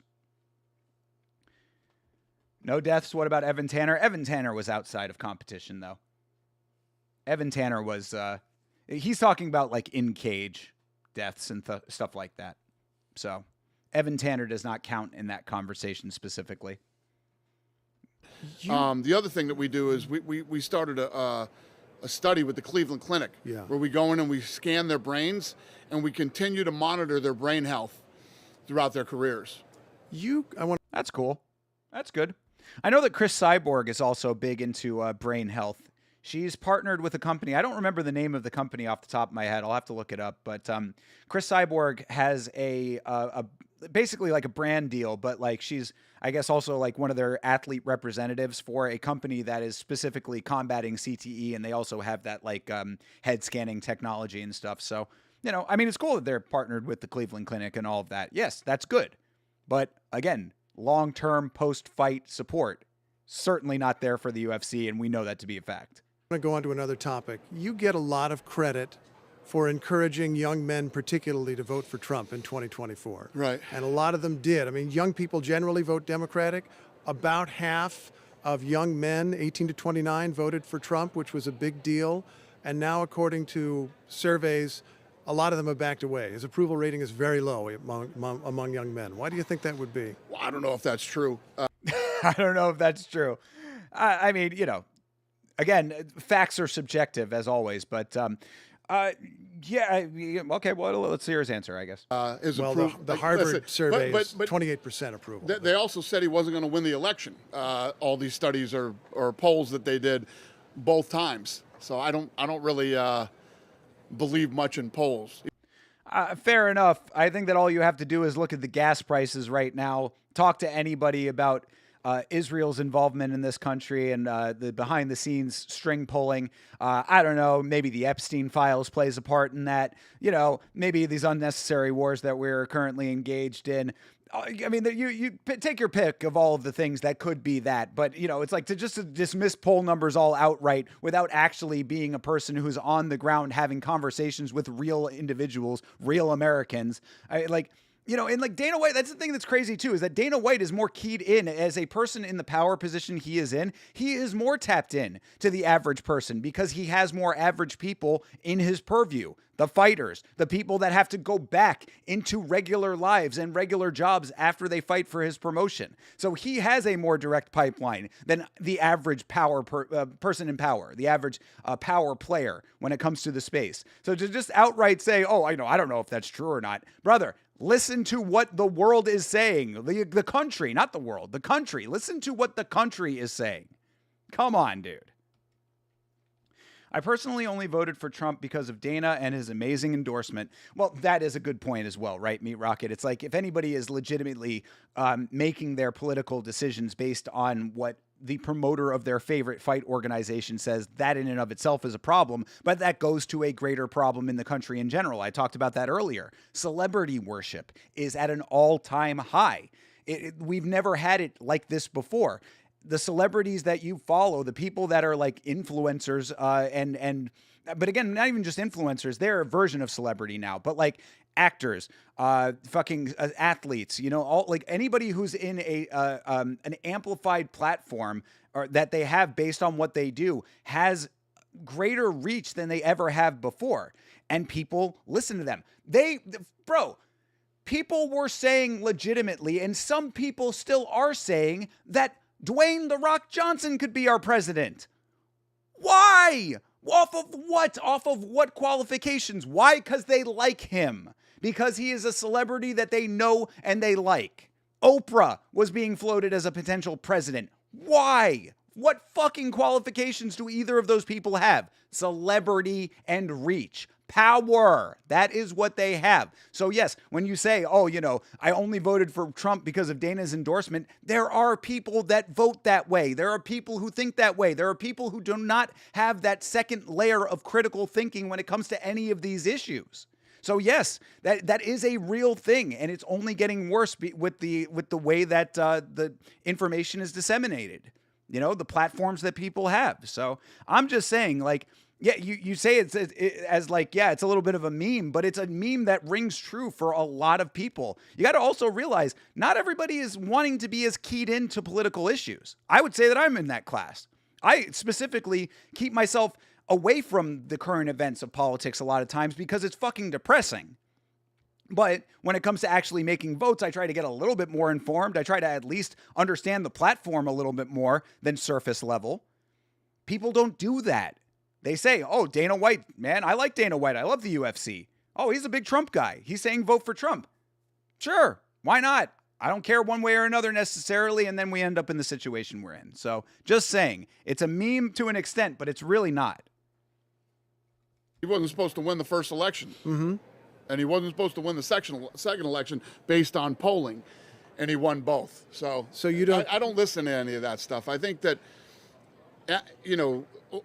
during the COVID craziness and all the stuff that went on during that time, a lot of young men felt displaced, and a lot of negative things were being said about young men, and obviously, this sport speaks to young men. A lot of the guys in this sport speak to young men, not personally, but yeah. And, we supported Trump. Yeah, I think that is very, very true, all of that. And I mean, and that's what I'm trying to say too, also, is that it's a way more nuanced issue than just this guy says, vote for him, so I'm going to vote for him. Of course, that's not the end-all, be-all of it. What he says about, the displacement of young men, dejected feelings as young men, I think that all rings very true. And there's a big contingency of that on the left that pushes that narrative. Why I talk about it not being a crime to be attracted to women. That's a thing that weighs on a lot of young men's minds. Am I going to be perceived as creepy if I try to talk to this girl? Stuff like that. That's just an example of it. But I'm saying that there's a broader issue of attacks on certain groups from other groups that pushes them in a certain direction. And then you get what you get when you make your vote. So I think that Dana makes a good point with that, even if it's not the exact point he was trying to make. I'll be honest, I haven't voted presidency since I turned 18. I mean, I'm not one of these people that's going to be out here telling you have to vote, make your vote count, all that kind of stuff. What I've always said is that the country gets what it deserves, and the country is going to basically shoot from the hip most times when it comes to who they're choosing as leaders and how this country is navigating. So, we collectively as a country allow the situation that we're in. So if you would ask me, should you vote? I'd say yes, you should vote.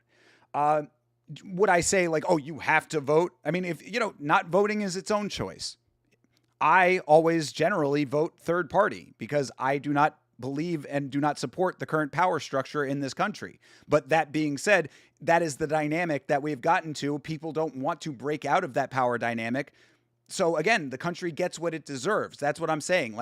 You as one person don't necessarily have the ability to make that change. I certainly feel that way, especially being outside of the two major parties.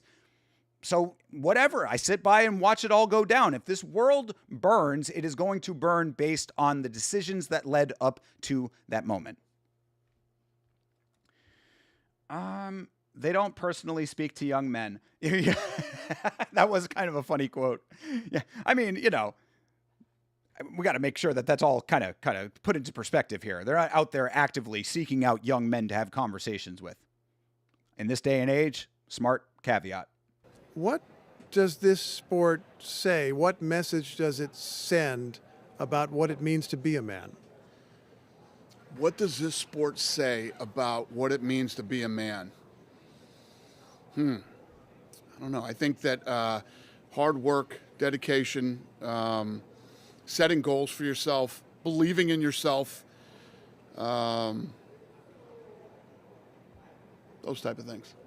Does it say something about the need to confront people, to be aggressive, to be in combat? No, I don't think you need it. This sport says to be aggressive. It's the exact opposite. Really, what this sport has is a martial arts history. Mm-hmm. And in martial arts, it's more about controlling yourself, but being able to defend yourself. Fair. I mean, I don't necessarily think that everybody utilizes the sport in that way. Also, I don't necessarily think that all of those things that he said are the keys to success within this sport. At times, there's a lot of different reasons why people become successful. I think that if you want the answer, what this sport says, as far as being a man goes, is that all of those things that Dana outlined will only get you so far, is what I would say. I think that having cult of personality is a big part of what this sport says to people. Josh Hokett proving this in real time. But anyway, I don't know. Maybe I'm off base with that. Is Bernie Sanders a third party? No. Right? Bernie was a Democrat, I believe. Why what it says about man, what about being a woman? Yeah, well, maybe that's the next question. Yeah, what does this sport say about being a woman? Huh?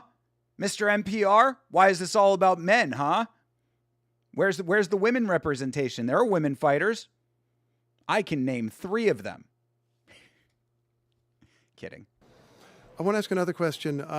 You said after speaking for Trump at the convention in 2024 and speaking upon his victory, you were quoted as saying you were done with politics. Yeah. You said you were done with his shit, to be exact. Right, yeah, that's exactly what I said. Why? Listen, I don't know how anybody could stay involved in politics, as a career politician or, it's just, I don't like it. Yeah, see, exactly. You got into politics not because of the politics themselves. You got into politics because your buddy was in politics and again, power. It all goes back to the same point. I'm a broken record at this point, but why was he involved in the first place? Because the powerful friend was involved. So I have my platform. I have my own power. Let's combine forces here. Let's help each other out. Certainly worked out to their favor. Same with why all of the tech bros have all gone right. Elon Musk, Mark Zuckerberg, fucking the Palantir people or whatever, all go right because that's where the power is right now. Guarantee you that when the power shifts back to the left, they will all go right back to the left because they follow the power. It's not about the principles. It's not about the politics. It's not about the actual platform. It is about the power. So yeah, Dana getting a little bit fed up with politics does not surprise me because he almost was in it by necessity to an extent. You know what I mean? He wasn't actually wanting to be a political figure. He was involved in the politics world by necessity of his buddy being the president. You know what pissed me off? That we saw both parties involved in that Palm Beach Pete files, and I saw dumb people blaming the Dems and dumb people blaming the Republicans, which I noticed how moronic people are. Yeah, sure. Dude, all of that shit, all of that's how many different versions of that had we already seen leading up to what you're talking about? This is people for some reason are blind to this or willingly ignorant of it is more of what I think it is. They don't want to acknowledge that behind the scenes, the two major parties really are not as relevant as they are made to be in the public sphere. Behind the scenes, again, go back to the Epstein files, brother. Democrats and Republicans in there, fucking. And that's just a more recent example that exposed it. But this is years and years in the making of many, many different versions. I mean, I'm not, I'm on the spot right now. I can't necessarily come up with a bunch of great examples for you. But I've been seeing and hearing this stuff since I was a kid. Oh, it's not even really about Democrat or Republicans. Behind the scenes, they're all working together. Behind the scenes, they're all doing, they're all playing the same game. You're just seeing it now on a broader scale, and people still, even though it's right in front of their fucking faces, don't want to acknowledge it. But People want to be in the worlds that they occupy. People want to be inside of their bubbles, and that's why I say we get what we deserve. I don't like it. I think it's dirty, especially after seeing what happened to him, going into that second election. Yeah, it's dirty because of what happened to him. The guy who won the election and is now running the country. The framework of all of this shit is just so wild to me, man. The liberal media. The media, the things the media said about him, and it's just all of it's nasty. Yeah, right. None of it's true. That's the thing, right? None of it's true. None of the criticisms are true. It's all just nasty. It's all just nasty. Back when Kirk was on Alive, didn't you show a tweet by Moicano and he was like, "This is the left's fault." That was so cringe. Yeah, sure. I mean, him also Gordon Ryan was very disgusting in that moment, and of course that was a terrible tragedy. But again, the framework, think about it from that perspective in and of itself immediately after John Dong. That's really more of what we're talking about in this conversation. It's not about them taking any time to acknowledge just the terribleness of the tragedy. It's just the instant utilization of a tragedy to further the political divide. So yeah, absolutely. Of course it's the left's fault to that guy. Of course they have to get up in arms and take up arms against the perceived enemy for Gordon Ryan. Because that's what these people's minds go to immediately, is just us versus them. Who did this to us? It's not about Charlie Kirk to them. He is a part of a greater machine that I am also a part of. He's part of my team. I'm on team this side of the aisle. So obviously it was team that side of the aisle that's to blame for it, and now we have to go and right the wrongs. Incite more division, incite more violence, become an even more devolved society because of it. And that thinking, that's what I was talking about earlier when I was saying the compartmentalization and rational thought process seems to have gone out the window for a lot of people, and a return to that I think is sorely needed, but may not be likely. And the day and time we live in now with social media, I mean, everybody has an opinion, and we all have to hear it if you're on social media. But I'm in the fight business my whole life, and I just think politics is the nastiest business there is. But does the White House event bring you right back into politics? It's on Trump's birthday. It landed on Trump's birthday. It's the 250th birthday of America. Yeah, it's just a coincidence. It's just a coincidence that we're holding an event on a Sunday, and it happens to be his birthday.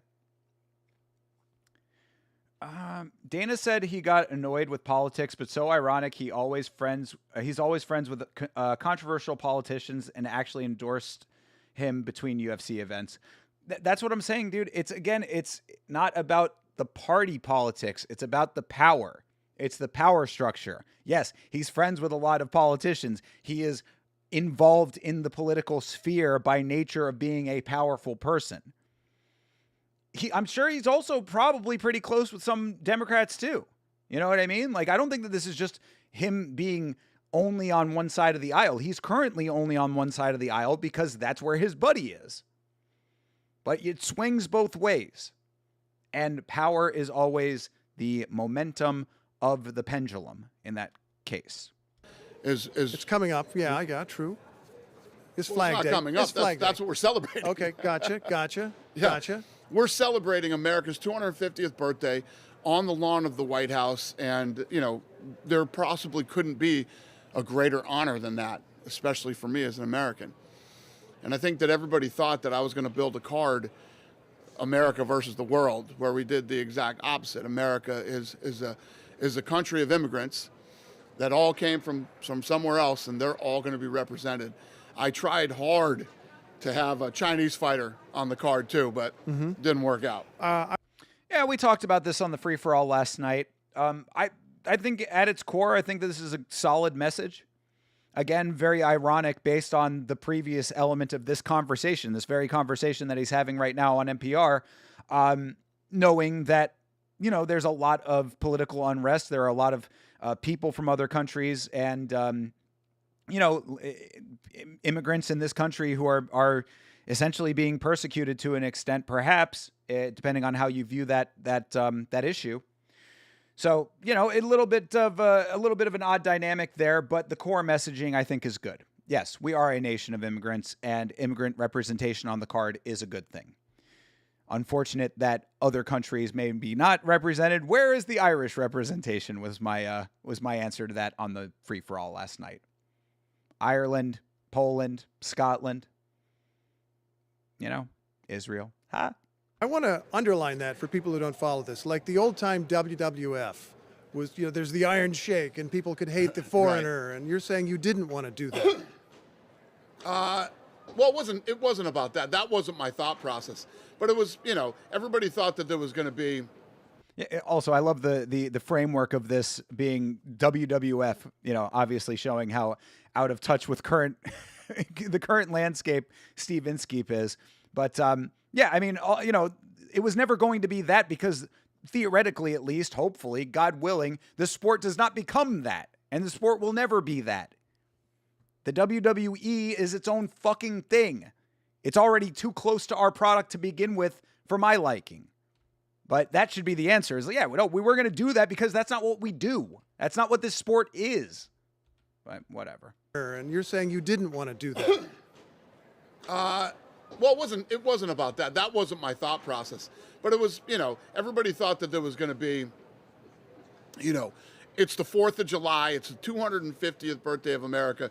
An American versus, a foreigner where hopefully all Americans win and America feels, no, we did the exact opposite. We are a global sport.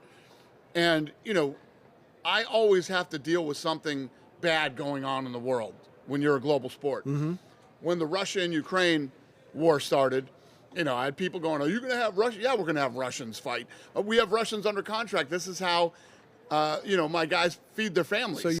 Yeah, because red versus blue does not matter. Green matters.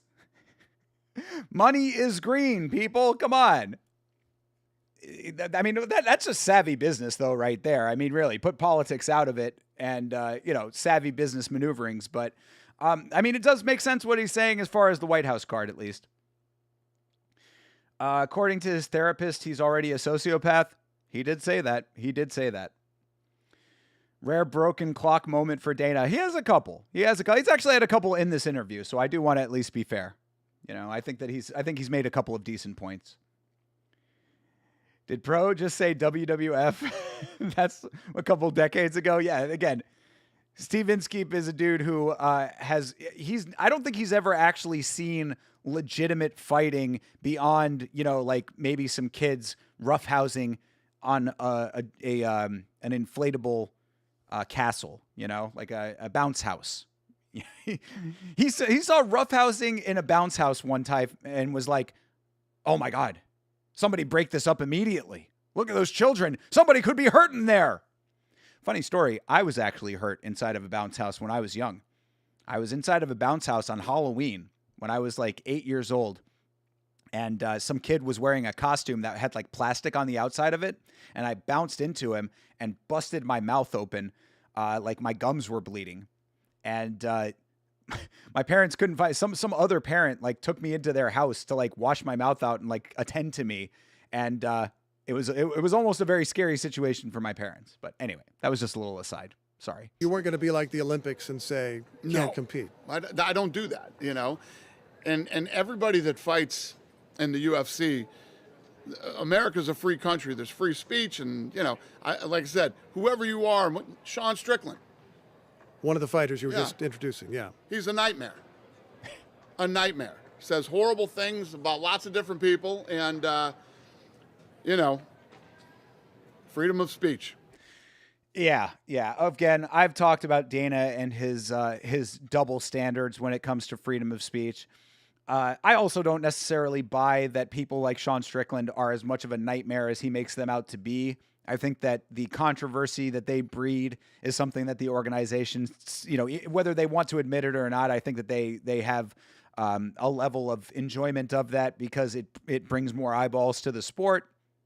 As far as the actual freedom of speech aspect of things, like I said, I do think that there is a lot of double standard there. Certainly earlier on in the sport, there was definitely a double standard with that. I think maybe now it's softened a little bit. But trust when I say that if certain people start saying certain things, freedom of speech will go out the window pretty quickly with the organization. And I think that that's been proven a number of times already, you know?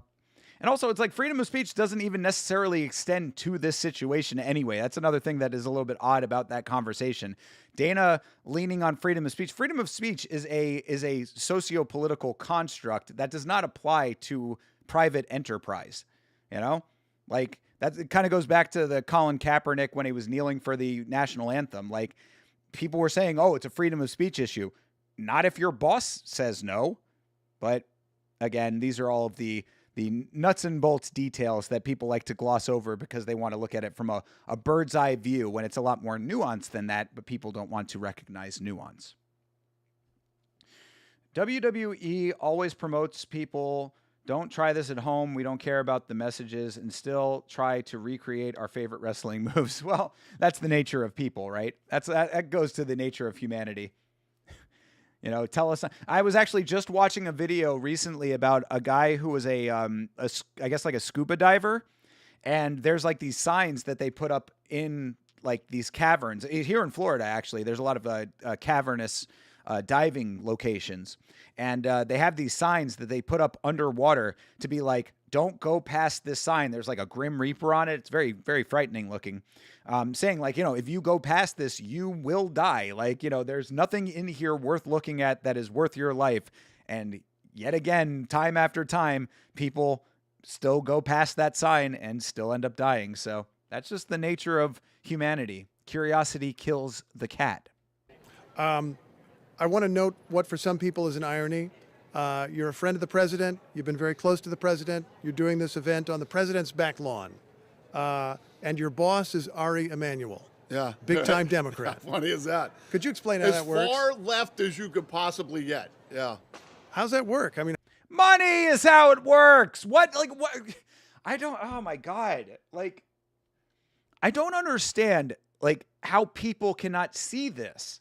How is it not clear to people that it's not about the politics, it's about the power. It's the money and the power. This is a surprise to anybody that Ari Emanuel is very far left and the president and Dana are you know, together and they're on the right now, currently, but it could change depending on where the political leanings go in the future. Money is why this works. Politics get put to the side when there's as much money in play as there are with these organizations. How is this a question? How do you? It works great, actually. It works great. We've built an incredible team in the new business that we've built over the last 10 years, which is TKO. We built an incredible team. With him, everybody plays a role in all the different businesses, and you know, Ari is greatest agent of all time. Mm-hmm. And you know, he adds a lot to this bit. But when you think about where we are in the world right now, like we're talking about all these young people that are into politics. When I was in my 20s, I didn't even know who the governor was, okay? You didn't think like that. We're more political than we've ever been now. But when you think back to the Democrats and the Republicans of the 80s and 90s, they used to at least get together and talk. It's like, I give them credit for saying that. Yeah. I mean, again, you know, the reasoning behind it is a little bit different for Dana, but at its core, I agree with the message. It's what I've been saying. People cannot compartmentalize. People cannot rationally break down arguments and offer counterpoints. There are a lot of knee-jerk reactions nowadays. So I think that this is a good message. Like we're at a place where people can't even talk anymore. And if they find out that I'm friends with the president, I'm a MAGA piece of shit, and people who don't even know me, have these ideas about me. And the same, I just noticed that Dana doesn't wear a wedding ring, by the way. Just an observation. I'm talking to NPR right now, right? I talk to everybody. I did a CNN interview about 2 weeks ago at the office, and it was awesome. It was a great interview. They asked great questions. Yeah, questions that I'm sure that it's a great interview when the questions are ones that are not hypercritical or ones that you can navigate around. Go back to that Canelo Crawford press conference where that guy was pressing him on getting into boxing. Remember his reaction to that? That wasn't a great press conference for him. Sure, he wouldn't consider that a great interview. Still waiting on that opportunity for that guy to have a sit-down interview with Dana like he had said he was going to do. But anyway.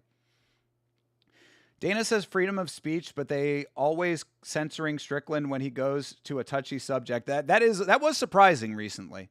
I know what you're talking about with that. Yeah, with Strickland where they cut the mic on him. That was definitely an interesting one. Those certain groups of people and mentioned the Jim West controversy. Yeah, exactly. There you go. You're making a good point. That certainly was surprising considering this stance that Dana has. But like I said, you get into a certain area, certain levels of conversation, certain subjects, and you see how that tune changes. She was a very, very smart woman with great follow-up questions, and I like talking to everybody. I have no problem with any of this stuff. Bullshit. Did you Like tell I said, somebody I'm not political. Did you tell somebody recently you feel like you're a 1980s Democrat? Yeah. Words to that effect? Fact. Yeah. So what does that mean? It means that I have common sense, and whether you're right or left, I consider myself in the middle and probably lean a little left, in a normal world. And I don't hate anybody because of their politics or what they believe. I don't. If you look at any of my speeches that I've ever done at the Republican convention, tell me one thing that I've ever said bad about somebody who's Democratic or leans left. Right. I mean, you're proving my point with that statement exactly. You yourself consider yourself a somewhat left-leaning person, yet because of the powers that be, because of the current political structure and the power structure specifically, you support the right.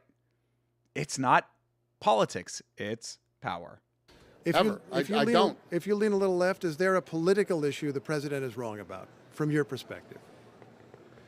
I don't know. I don't really. Every 4 years. Couldn't pick one. Could not pick one, because to pick one would be going against the ally. And you cannot go against the ally in this power dynamic.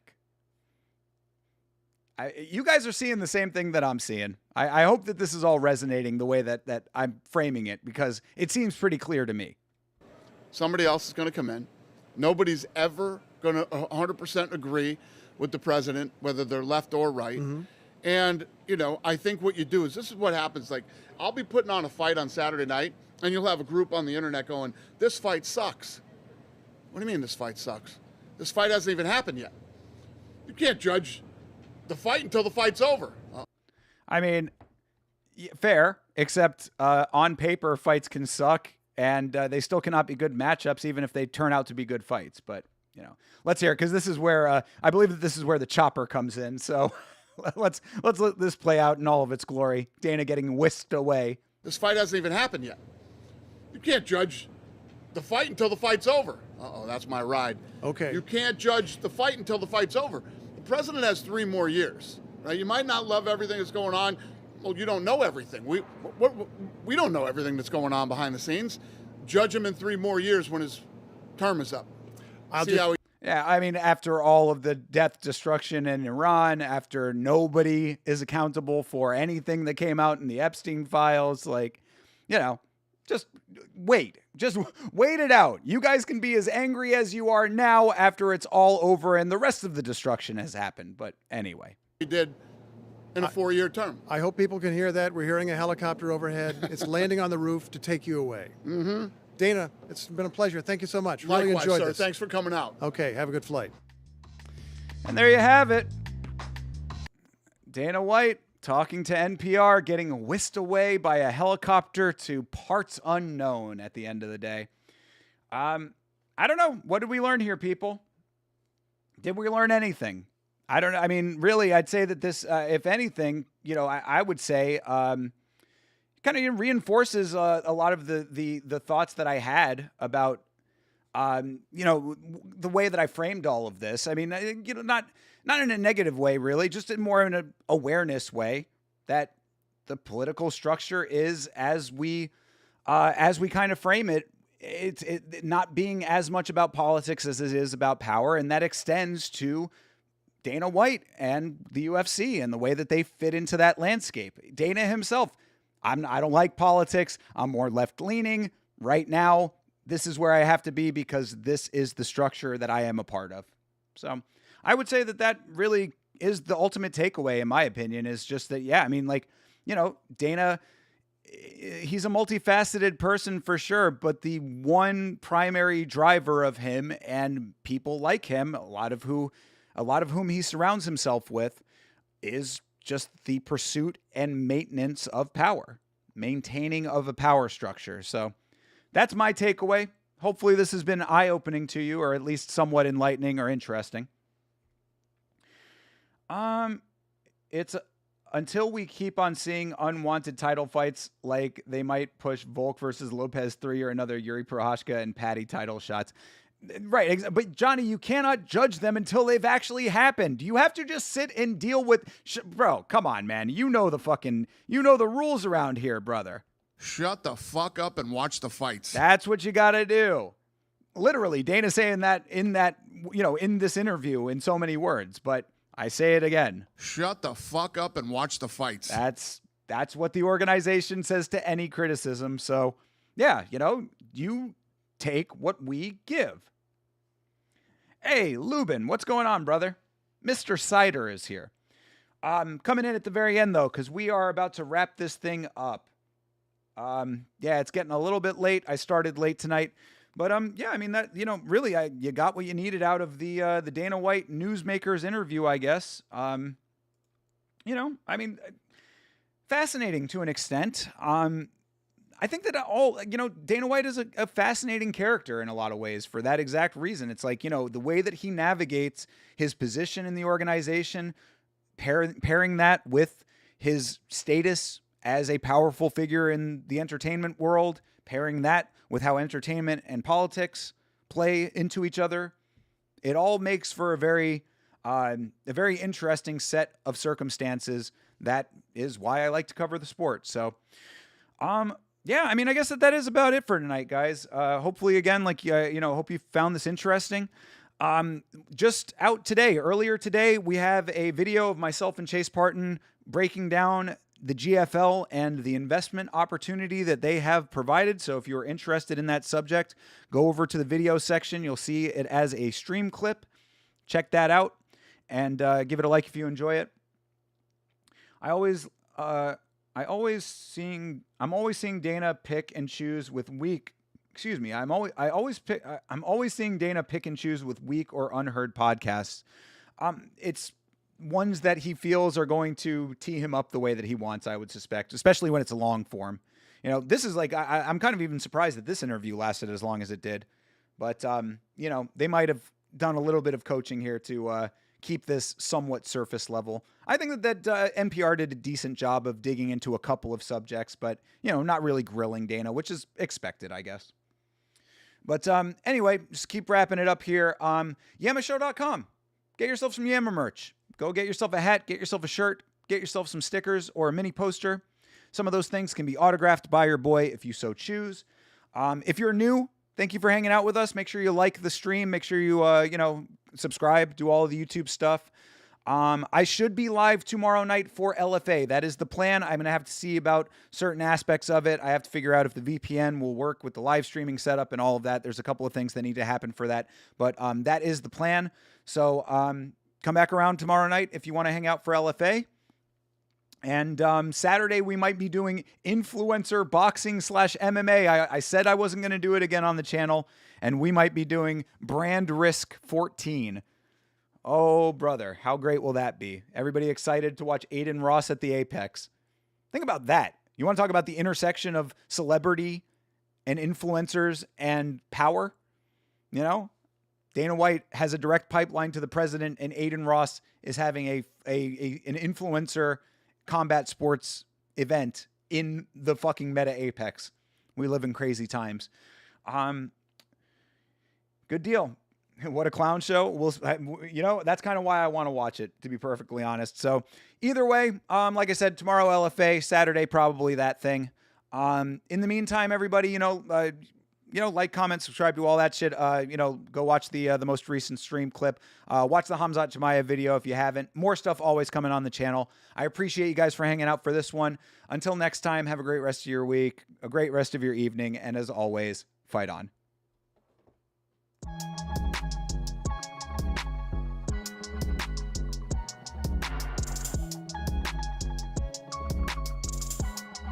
Change.